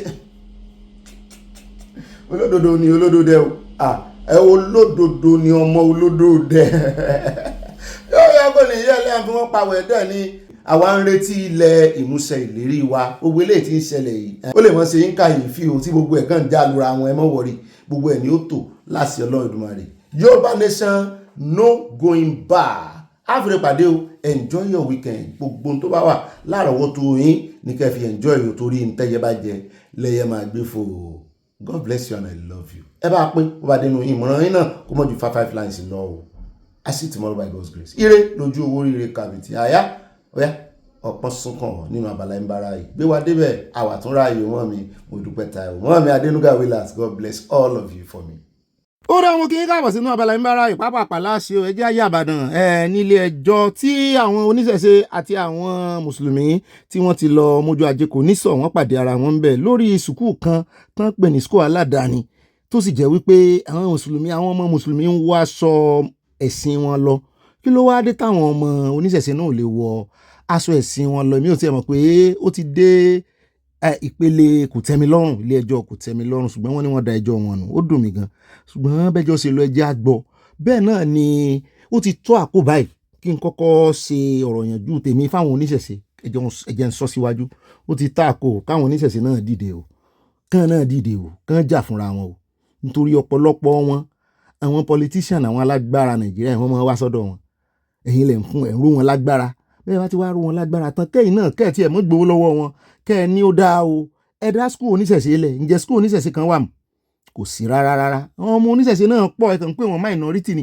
ṣé ẹ rí eléyìí tó tiẹ̀ wà dùn mí jù náà ni pé bí ò tiẹ̀ wà sí skul oníṣẹ̀ṣe ìṣẹ̀ṣe tó gbà yín láàyè ìṣẹ̀ṣe lẹ dé bá inú ìṣẹ̀ṣe náà bí gbogbo wá sí àṣẹ lọ ń jọyìn àwọn ẹ̀sìn tó wù wá ni wọ́n sì gbà wá láàyè ẹ lè rí kàn ṣe mọ̀nàfíìkì pé ọmọ àwọn kò nú ẹ̀sìn àwọn náà ṣe ń pariwo wọ́n ṣe ń ranjú ní ìsìn ní nítorí pé àwa la kọ́ ranjú mọ́ wọn kí ló wáá dé tẹ̀lé jẹ́ káwọn oníṣẹ̀ṣe náà kàn máa kọ́ ẹ̀sìn wọn ní school à ń kọ́ religious study à ń kọ́ Christianity study à ń kọ́ Islamic study kí ló dé tẹ̀lé káwọn ọmọ yìí náà máa kọ́ kìíní kàn máa kọrin ifá lórí assembly ìkún ojú kan lọ bọ́mọ yín ò bá lọ ọbẹ̀ ẹ dá school tí wọ́n fún wọn táwọn ọmọ wọn máa lọ ẹ sì rí wọn ṣe bẹbẹ. àyà ni ọ̀gá mi ṣe bí Yorùbá study wà ní ẹ̀sìn ìṣẹ̀ṣe ó yàtọ̀ mọ́ dàlúrú pọ̀ mọ́ sápàtà o. Arabic study ṣé o rò pé language náà study ń bẹ ni language ní Yorùbá kò sẹ́sìn inú tán study inú Yorùbá àbó wà ń bẹ ni ìbá náà ṣe Yorùbá àfi eyín fètè pè àfàhàn fi gòǹgò ọ̀fun pè wọ́n ṣe wọ́n mọ èdè náà ń kọ́ wa ní Yorùbá bẹ́ẹ̀ náà ni a ní Igbo study bẹ́ẹ̀ náà ni a ní Hausa study ó yàtọ̀ gédégédé káná fẹ́ ṣe ni tán bá fẹ́ mú ní èdè kò ní ìdí ká Hausa study ká tún ní Arabic study mọ́ nígbà náà so ẹ̀sìn ní Arabic study ẹ̀sìn ní Christian study ẹ̀sìn náà ní ìṣẹ̀ṣe study ó yẹ kó wà gbogbo eléyìí tá àti ẹ̀wà fi mọ̀ jàlá tá a fi mọ̀ ewì inú ìṣẹ̀ṣe ló yẹ ká ti mọ̀ kọ orin ọdẹ nǹkan inú ìṣẹ̀ṣe ló yẹ ká ti mọ̀ kọ gbogbo orin ọdẹ tá nǹkan nu Yorùbá story ṣe bí tàn ní ìtàn òkè láńdòdò àwọn kìnnì kan nu gbòòrú mọ́lẹ̀ ọpẹ́lọpẹ́ JF ọdún. so ó kàn dùn mí nítorí wípé nǹkan jà sí school aládàáni ni ṣùgbọ́n kán lọ gbìyànjú ẹ̀ náà ní public school kán fi school aládàáni lẹ̀ kán náà ṣùgbọ́n tó wá mú ìjọba tán gba àwọn oníṣẹ̀ṣe láàyè láti dá school lẹ̀ kò tí ì yé mi o kò tí ì yé mi kò gbábi kankan yé mi rárá ẹ jẹ́ àwòbẹ́jọ́ sí lọ nílé ẹjọ́ táà náà bá dá sí. ẹnì kò jòfin lọ ẹ̀mẹ́ta mo sọ ó dùn mọ́ wa nú bọ̀ kò dùn tán ìdí tí mo sọ pé ó dùn mọ́ wa nú ni wípé wọ́n sọ wípé kí gbogbo wa kájọ kan náà tó yẹ kí gbogbo jẹ́ lórílẹ̀‐èdè àgbáyé kì í ṣe orílẹ̀‐èdè Nàìjíríà nìkan pé tó bá jẹ́ pé afẹ́fẹ́ rán ọmọ nílé ìwé ká rán ọmọ nílé ìwé ká má rán ọmọ lẹ́sìn ilé ìwé kì í ṣe pé ká lọ ṣẹ̀sìn nínú ilé ìwé la rán ọmọ sí ṣùgbọ́n ibi tí ò ti dùn mọ́ mi nú ni pé èmi rò pé wọ́n fún wa ní ààyè káwọn ọmọ wa tó jẹ́ bí ọlọ́sùn wọ́n lè lo aṣọ ọ̀ṣun wọn wá eléyìí tó jẹ́ ọlọ́sàn yìí kó lè lo mọ̀rìwò kó náà gbé sọ́nù wọ́n lè dá wa náà mọ̀ wípé àwa la nílẹ̀ àwa la fún wọn nílẹ̀ lò tí wọ́n fi wá tí wọ́n fi bẹ̀rẹ̀ gẹ̀jígẹ̀ tó máa ń rí wa bẹ́ẹ̀ bá gbọ́n tí adájọ́ àgbà sọ ó ní àwa gan a ní ààrẹ tó pọ̀ ó ní a ní ààrẹ tó pọ̀ ṣùgbọ́n ààrẹ yẹn kò fẹsẹ̀ múlẹ̀ nítorí wípé kò kàn mí làwọn ẹlẹ́sìn ìbílẹ̀ ń ṣe àájókòó jẹ́jẹ́ ní kò kàn mí ṣé bí ìwé mú rọ́mọ̀ mi tó bá délé kó máa kọ́ fá òun ló fa ní tí wọ́n fi dírẹ̀ bẹ́ẹ̀ ìdá tí mo rò wípé ó fà á tó adájọ́ àgbà gan sọ wípé tó ń tá a gbé wáwájú àwọn ó tó wò ó wúwo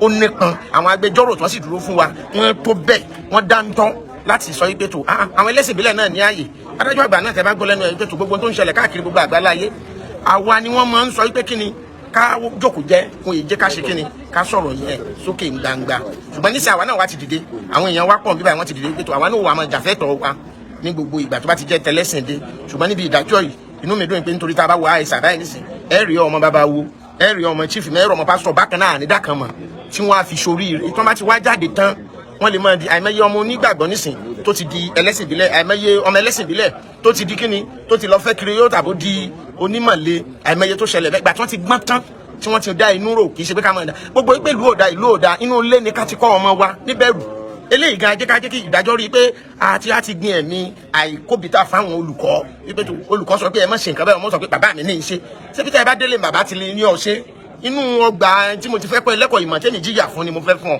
kọ́kọ́ gbà mọ́ ná kọ́ wa lọ́ máa ṣe tiẹ̀ inú mi bí mo ṣe sọ inú babaláwo kì í bàjẹ́ inú ẹlẹ́sìn ìbílẹ̀ kì í bàjẹ́ ó dùn ṣùgbọ́n ká ní wọ́n bá ti tẹ̀ fún wa láyè káwa náà máa lo aṣọ ìbílẹ̀ wa inú mi ò bá dùn jù. ẹ ṣe gan púpọ̀ ẹ káàárọ̀ ẹ bá wa dárúkọ yín àti àwọn tí ẹ ṣojú nílé ẹjọ́ lónìí.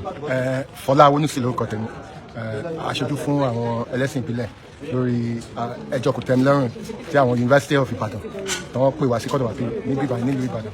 lára tí àwọn adájọ́ sọ náà ni wípé nínú àwọn mẹ́ta àwọn méjì dìbò wípé nítorí pé iléèwé kò ń ṣe iléèwé public bẹ́ẹ̀ ni pé àwọn da ẹjọ́ náà nù ẹnìkan tí wọ́n rí bákan gẹ́gẹ́ bí adájọ́ bò ní ìdájọ́ yìí báwo ni ó ṣe rí létí nígbà tí ẹ gbọ́. inú àwọn ẹlẹ́sìn ìbílẹ̀ ò dùn inú àwọn èèyàn mi ò dùn nítorí pé àwọn ò bá fẹ́ kí ilé ẹjọ́ ní àwọn náà ní agbára láti máa wọ àwọn aṣọ ìbílẹ̀ àtàwọn nǹkan ìbílẹ̀ yẹn ṣùgbọ́n eléyìí tó dùn mọ́ wa ń bẹ̀ ni pé ilé ẹjọ́ ó gbà pé ISI school aládàáni ni ìyẹn tẹ́ wa lọ́rùn bí ilé ẹjọ́ ṣe gbé ẹjọ́ ìkalẹ̀ nísìn ó fi àyè gba àlàáfíà kí àwọn ọmọléèwé kan máa kẹ́kọ̀ọ́ láìsí ẹ̀yàmẹ̀yà discrimination so ìyẹn náà ó sì dá ṣùgbọ́n a mọ̀ pé ó ṣeé ṣe kí ẹjọ́ yìí tún lọ sí òkè pátá ìyẹn Supreme Court l'Abuja. ní pé international school Ìbàdàn kì í ṣe school ìjọba private school ni ṣùgbọ́n tó ń bá sọ pé àwọn Muslim lè wọ hijab then àwa táwọn represent that's the traditional believers they should be able to exercise them wọ́n yẹ kán lè káwọn náà lè wọ nǹkan tí ìbílẹ̀ wọn sọ ìyẹn ni. inú wa dùn inú wa ò dẹ̀ dùn because n táwa ń sọ ni pé àwa mọ̀ pé school yẹn ò ń ṣe public school ṣùgbọ́n constitution Nigeria sọ pé you should be able to express our religious right lórí constitution so tó ń bá sọ pé a lè lo kíní ìbílẹ̀ wa ìyẹn nínú wa ò dùn sí òye yín torí ìjọba ò jẹ́ kí ìbílẹ̀ àwọn traditionalist káwọn náà dá school lẹ̀ Muslim school wa Christian school wa private school there wa. And this is Oji Makinde and Oji Ike. All right, so our mẹ́tẹ̀ẹ̀ta pẹ̀lú àwọn ọ̀gá wa aṣojú àwọn ẹlẹ́sìn ìbílẹ̀, yes, the traditionalists, and nǹkan táwa náà sọ ni wípé tí àwọn ẹlẹ́sìn the two prominent religions if they are campaigning for any rights àwa náà we are entitled to be recognized and ó múnú wa dùn lónìí pé ilé ẹjọ́ wọ́n acknowledge pé àwa náà we are also in existence we are acknowledged right wa wọ́n acknowledge. gba àwọn èèyàn níyànjú ipe níbi tí àwọn ẹlẹ́sìn ìgbàgbọ́ àti àwọn ẹlẹ́sìn mùsùlùmí ibi tí wọ́n bá ti ń sọ wípé ok àwọn lè ṣe nǹkan báyìí àwọn lè ṣe nǹkan báyìí tí àwọn sì ń fi ara hàn gẹ́gẹ́ bí ẹlẹ́sìn báwọn jẹ́ àwọn ẹlẹ́sìn ìbílẹ̀ náà àwọn náà ní àǹfààní láti fi ara hàn wípé àwọn náà lè ṣe nǹkan báyìí àwọn náà lè ṣe nǹkan báyìí tí wọ́n sì máa wà nínú ẹ̀sìn wọn pẹ̀lú ìgbàgbọ́ wọn so going forward máa pẹ̀lú bí nǹkan ṣe ń lọ báyìí pẹ̀lú bí nǹkan ṣe ń lọ báyìí àwọn ẹlẹ́sìn ìbílẹ̀ kán máa fi ara wọn pamọ́ àwọn náà ní ẹ̀tọ́ Nàìjíríà ìdẹ́ ní ti gbogbo wa ni. ẹjọ́ ìní mo rí pé ó lọ déédéé because èmi gẹ́gẹ́ bí ọ̀gá iléèwé international school mo wá ṣiṣẹ́ ń bẹ̀ ni mo dẹ̀ rí pé a ní ìlànà òfin tá à ń tẹ̀lé láti ṣe àkóso iléèwé náà tí mo rò pé bí adájọ́ ṣe gbé ìdájọ́ ẹ̀ kalẹ̀ ó tọ̀nà torí pé àwọn ọmọ tí wọ́n sọ pé wọ́n fẹ́ máa lo nǹkan ìjáàbù wọ́n ti kọ́kọ́ fi ìwé kan sílẹ̀ pé àwọn máa abide by the rules of the school. But unfortunately, I don't know what happened. We have other parties that they are other traditionalists that are in the school. Pé nílé ìwé yẹn a ní àwọn ọmọ tó jẹ́ pé ẹlẹ́sìn ìbílẹ̀ ni wọ́n, a ní àwọn tó jẹ́ pé Muslim ni wọ́n, a ní àwọn Kristẹni. Kò sí ẹnì kankan tó yàtọ̀ nínú wọn ká fi yàtọ̀ sáàrin ẹnì kan. Nǹkan tó wá ṣe nílé ìwé náà ni láti wá kẹ́kọ̀ọ́. A sọ pé eléyìí ni Kristẹni, eléyìí ni Mùsùlùmí, eléyìí ni oníṣẹ̀ṣe. So gbogbo ẹ̀ ń lọ dáradára. So irú àgbékalẹ̀ ẹjọ́ tí wọ́n ṣe lénìí èmi rò pé ó dáa ó dẹ̀ fi ìdí ọ̀rọ̀ múlẹ̀. So lára ohun tí àwọn adájọ́ sọ náà ni wípé wọ́n ní kẹ́ sanwó tán mílíọ̀nù kan tẹ́lẹ̀ ṣùgbọ́n láwọn ti bá yín dínkù sí 200,000. Ìgbà tí kìíní ìṣẹ̀lẹ̀ ó ti tó bí ọdún 6-7 bó lẹ́ ṣe rí àwọn ọmọ padà jáde sanwó tẹ̀rẹ̀ tí wọ́n ní kẹ́ sanwó. ìyẹn náà ló ń yà wá lẹ́nu o because ìyẹn gan tí wọ́n sọ mi rí òtítọ́ kankan nínú ẹ̀. Ọ̀gá tó wà ní ipò nígbà yẹn nǹkan tó ń try láti ṣe ni pé kí wọ́n má lọ sí class kì í ṣe kó lọ tì wọ́n mọ́ ilé kì í ṣe kó tì wọ́n mọ́ bí kankan. Ìyẹn náà àwọn àwáwí tí ò dára rárá ni. So irú àwọn ọmọ yẹn wọ́n ti lọ ń sìn àmọ́ bá ṣe fẹ́ lọ pé wọ́n ti á fún wọn ní owó ìtanràn pé a tì wọ́n mọ́lé. Mi ò rò pé ọ̀gá léwe kankan lè ti ọmọ kankan mọ́lé. Ṣé ó ń kọ́ ọmọ ní ìwà gidi nìyẹn àbí ìwà búburú? So but ẹ mọ̀ ọ̀rọ̀ ilé ẹjọ́ kọ́ ló ń gbà wá ní. So a máa ṣe nǹkan tó yẹ ká ṣe lórí ẹ̀sà. Láti ìbẹ̀rẹ̀ pẹ̀pẹ̀ náà ti mọ̀ bí mo ti sọ fún yín ìwé kan wà tí a máa ń fún wọn láti fi ọwọ́ sí láti tọwọ́ bọ̀ pé nǹkan tí ó ń lọ nílé ìwé ẹ gbọ́dọ̀ faramọ́ wọ́n dẹ̀ fọwọ́ sí. So ilé ìwé yẹn kì í ṣe ilé ìwé gbogbogbò ilé ìwé aládàáni ni nítorí pé ìjọba kọ́ ló ń sanwó àwọn òṣìṣẹ́ ẹbẹ̀ gbogbo wọn náà ló mọ̀ pé owó tá à ń gbà lọ́wọ́ àwọn òbí la fi ń sanwó fún àwọn tíjà la fi ń tún ilé ìwé náà ṣe.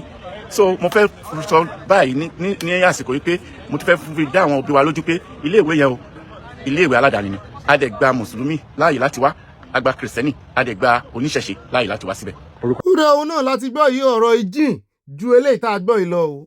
ìkànnì àwọn ọ̀gá iléèwé sáà gan kọ́ ni principal bẹ̀ aládàáni ni skul yẹn lóòótọ́ wọ́n sì láwọn ní òfin wọ́n sì ní ìlú tí ò sófin ẹ̀sìn ò sí ń bẹ̀ ìlú tófin bá ti wà ẹ̀ṣẹ̀ wà ń bẹ̀ o bó ti jẹ́ wípé òfin wọn ò supasíìdì òfin Nàìjíríà ṣùgbọ́n ìdí tí àwọn èèyàn fi máa ń ṣe àwọn òfin kéréje náà ni wípé kàn lè fi ṣe ètò ní gbogbo ibi tí wọ́n bá ti fẹ́ lò bó ṣe skul ni bó ṣe láàrin ẹgbẹ́ bó ṣe láàrin ọgbà bá a ṣe ní constitution tó senate gan wọ́n ní òfin wọ́n dá ní òfin tí wọ́n tán fi ń rúlù ara wọn so Nigeria constitution fààyè gbà ṣùgbọ́n kó wà ní ìbámu pẹ̀lú gbogbo òfin táwọn èèyàn ń lò òun náà ni kò sírú òfin tẹ́ lè ṣe ní skul yín tẹ́ wá ní káwọn èèyàn torí pọ́n ti tọwọ́ bọ̀ wọ́n ti buwọ́lùwé kó tó di wípé wọ́n wọlé skul imagine kí skul kan wá ṣe òfin wípé every Friday o ìhòòhò lẹ́mọ̀ rìn wá skul o ẹ̀ tọwọ́ bọ̀ wé o ṣé ó bá òfin Nàìjíríà mu ó conflict òfin Nàìjíríà tèmi kan ni wípé wọ́n ní agbára dé àwọn ibì kan ṣùgbọ́n òfin kan wà tó ń ṣe adarí ilé ẹ̀kọ́ àdáni ní tó bá fi mú yín gbà fún àwọn mùsùlùmí kan máa múra wá ní ìmúra ẹ̀sìn wọn èmi ò tí ẹ rò pé kìrìsìtẹ́nì ní ìmúra ẹ̀sìn kankan àfi tá a bá lọ Christian school níbi tó ti àwọn Catholic school gbọ́n gbogbo school aládàáni tí kìrìsìtẹ́nì bá dálẹ̀ mi ò rò pé ìmúra kan wà mi ò tí ì rọmọ Christian tí ó wọ àmùrè àbí tí ó wọ aṣọ bàbá rẹ̀ bíi mi ò tí ì rí àwọn mùsùlùmí nìkan náà nà máa múra ẹ̀sìn wọn kiri wọ́n mú lọ bí iṣẹ́ wọn ti jẹ́ pé ní Europe ní ìsìn wọ́n ti ń ranjú mọ́ wọn gbogbo ohun tó bá mú kí wọ́n máa yẹ àwọn yòókù wò kí kámẹ́rà lè rí wọn wọ́n yẹ̀ wọ́n náà wò kò sí ní tó lè wọ̀ o ṣùgbọ́n ọ̀rọ̀ iná táwọn bá mánéjì ẹ̀ dáadáa yóò dájà lẹ̀ torí bí àwọn ọmọ eléégún bá rè ń wọṣọ eégún táwọn ọmọ ní Ògún táwọn wọ ọmọ rìwò wá táwọn oníṣàngó náà ń wọṣọ pupa wá ó ti di nǹkan nìyẹn ibi tá a pè ní skul tẹ́lẹ̀ so the best òfin tí skul yẹn lè ṣe àtàwọn skul mi náà ni wípé tẹ́nì kankan máa wọ aṣọ kìíní rẹ̀ wá aṣọ ẹ̀sìn rẹ̀ wọ́n wọ̀ wá bí bó bá di kànáńgídá lọ sí ìwọ tó bá fẹ́ wọ aṣọ ẹ̀sìn lọ sí skul tó jẹ́ ti ẹ̀sìn rẹ̀ bó sì yẹ kó rí nìyẹn ṣùgbọ́n sẹ́yìn ráwọn oníjàgídíjàgan yẹn tí wọ́n fẹ́ dájà alẹ́ ní jamb lọ́jọ́ sí wọ́n fẹ́ dájà alẹ́ wọn gbà kó ní ìjáàbù wọ kíní o ọpẹ́lọpẹ́ pé Ọlọ́run wọnú rẹ́gísítà yẹn táwọn ṣẹ̀ wàá sóòótọ́ fún wa wípé irọ́ náà pa wọ́n kàn ń pariwo lásán àbòsí náà ń kékeré o ṣùgbọ́n èmi náà mo wá ń fi àsìkò yìí sọ fáwọn oníṣẹ̀ṣe ẹ̀yin náà gbéra sọ kúlú sọ abiyamọ fẹ̀yìn sọ àwọn ẹ̀tọ́ yín tó wà ní constitution Nàìjíríà ẹ̀yin náà ẹ dìde ó yẹ kẹ́nu yín kò ẹ dìde kẹgbẹ̀tọ́ yín tó mú Kristẹni ní skul tó mú Mùsùlùmí ní skul tiwọn ẹ̀yin náà ẹ rè gbẹ̀tọ́ yín kẹ lọ ní skul yín a ti sọ fún yín báwọn alágbára politician bá dọ́dọ̀ yín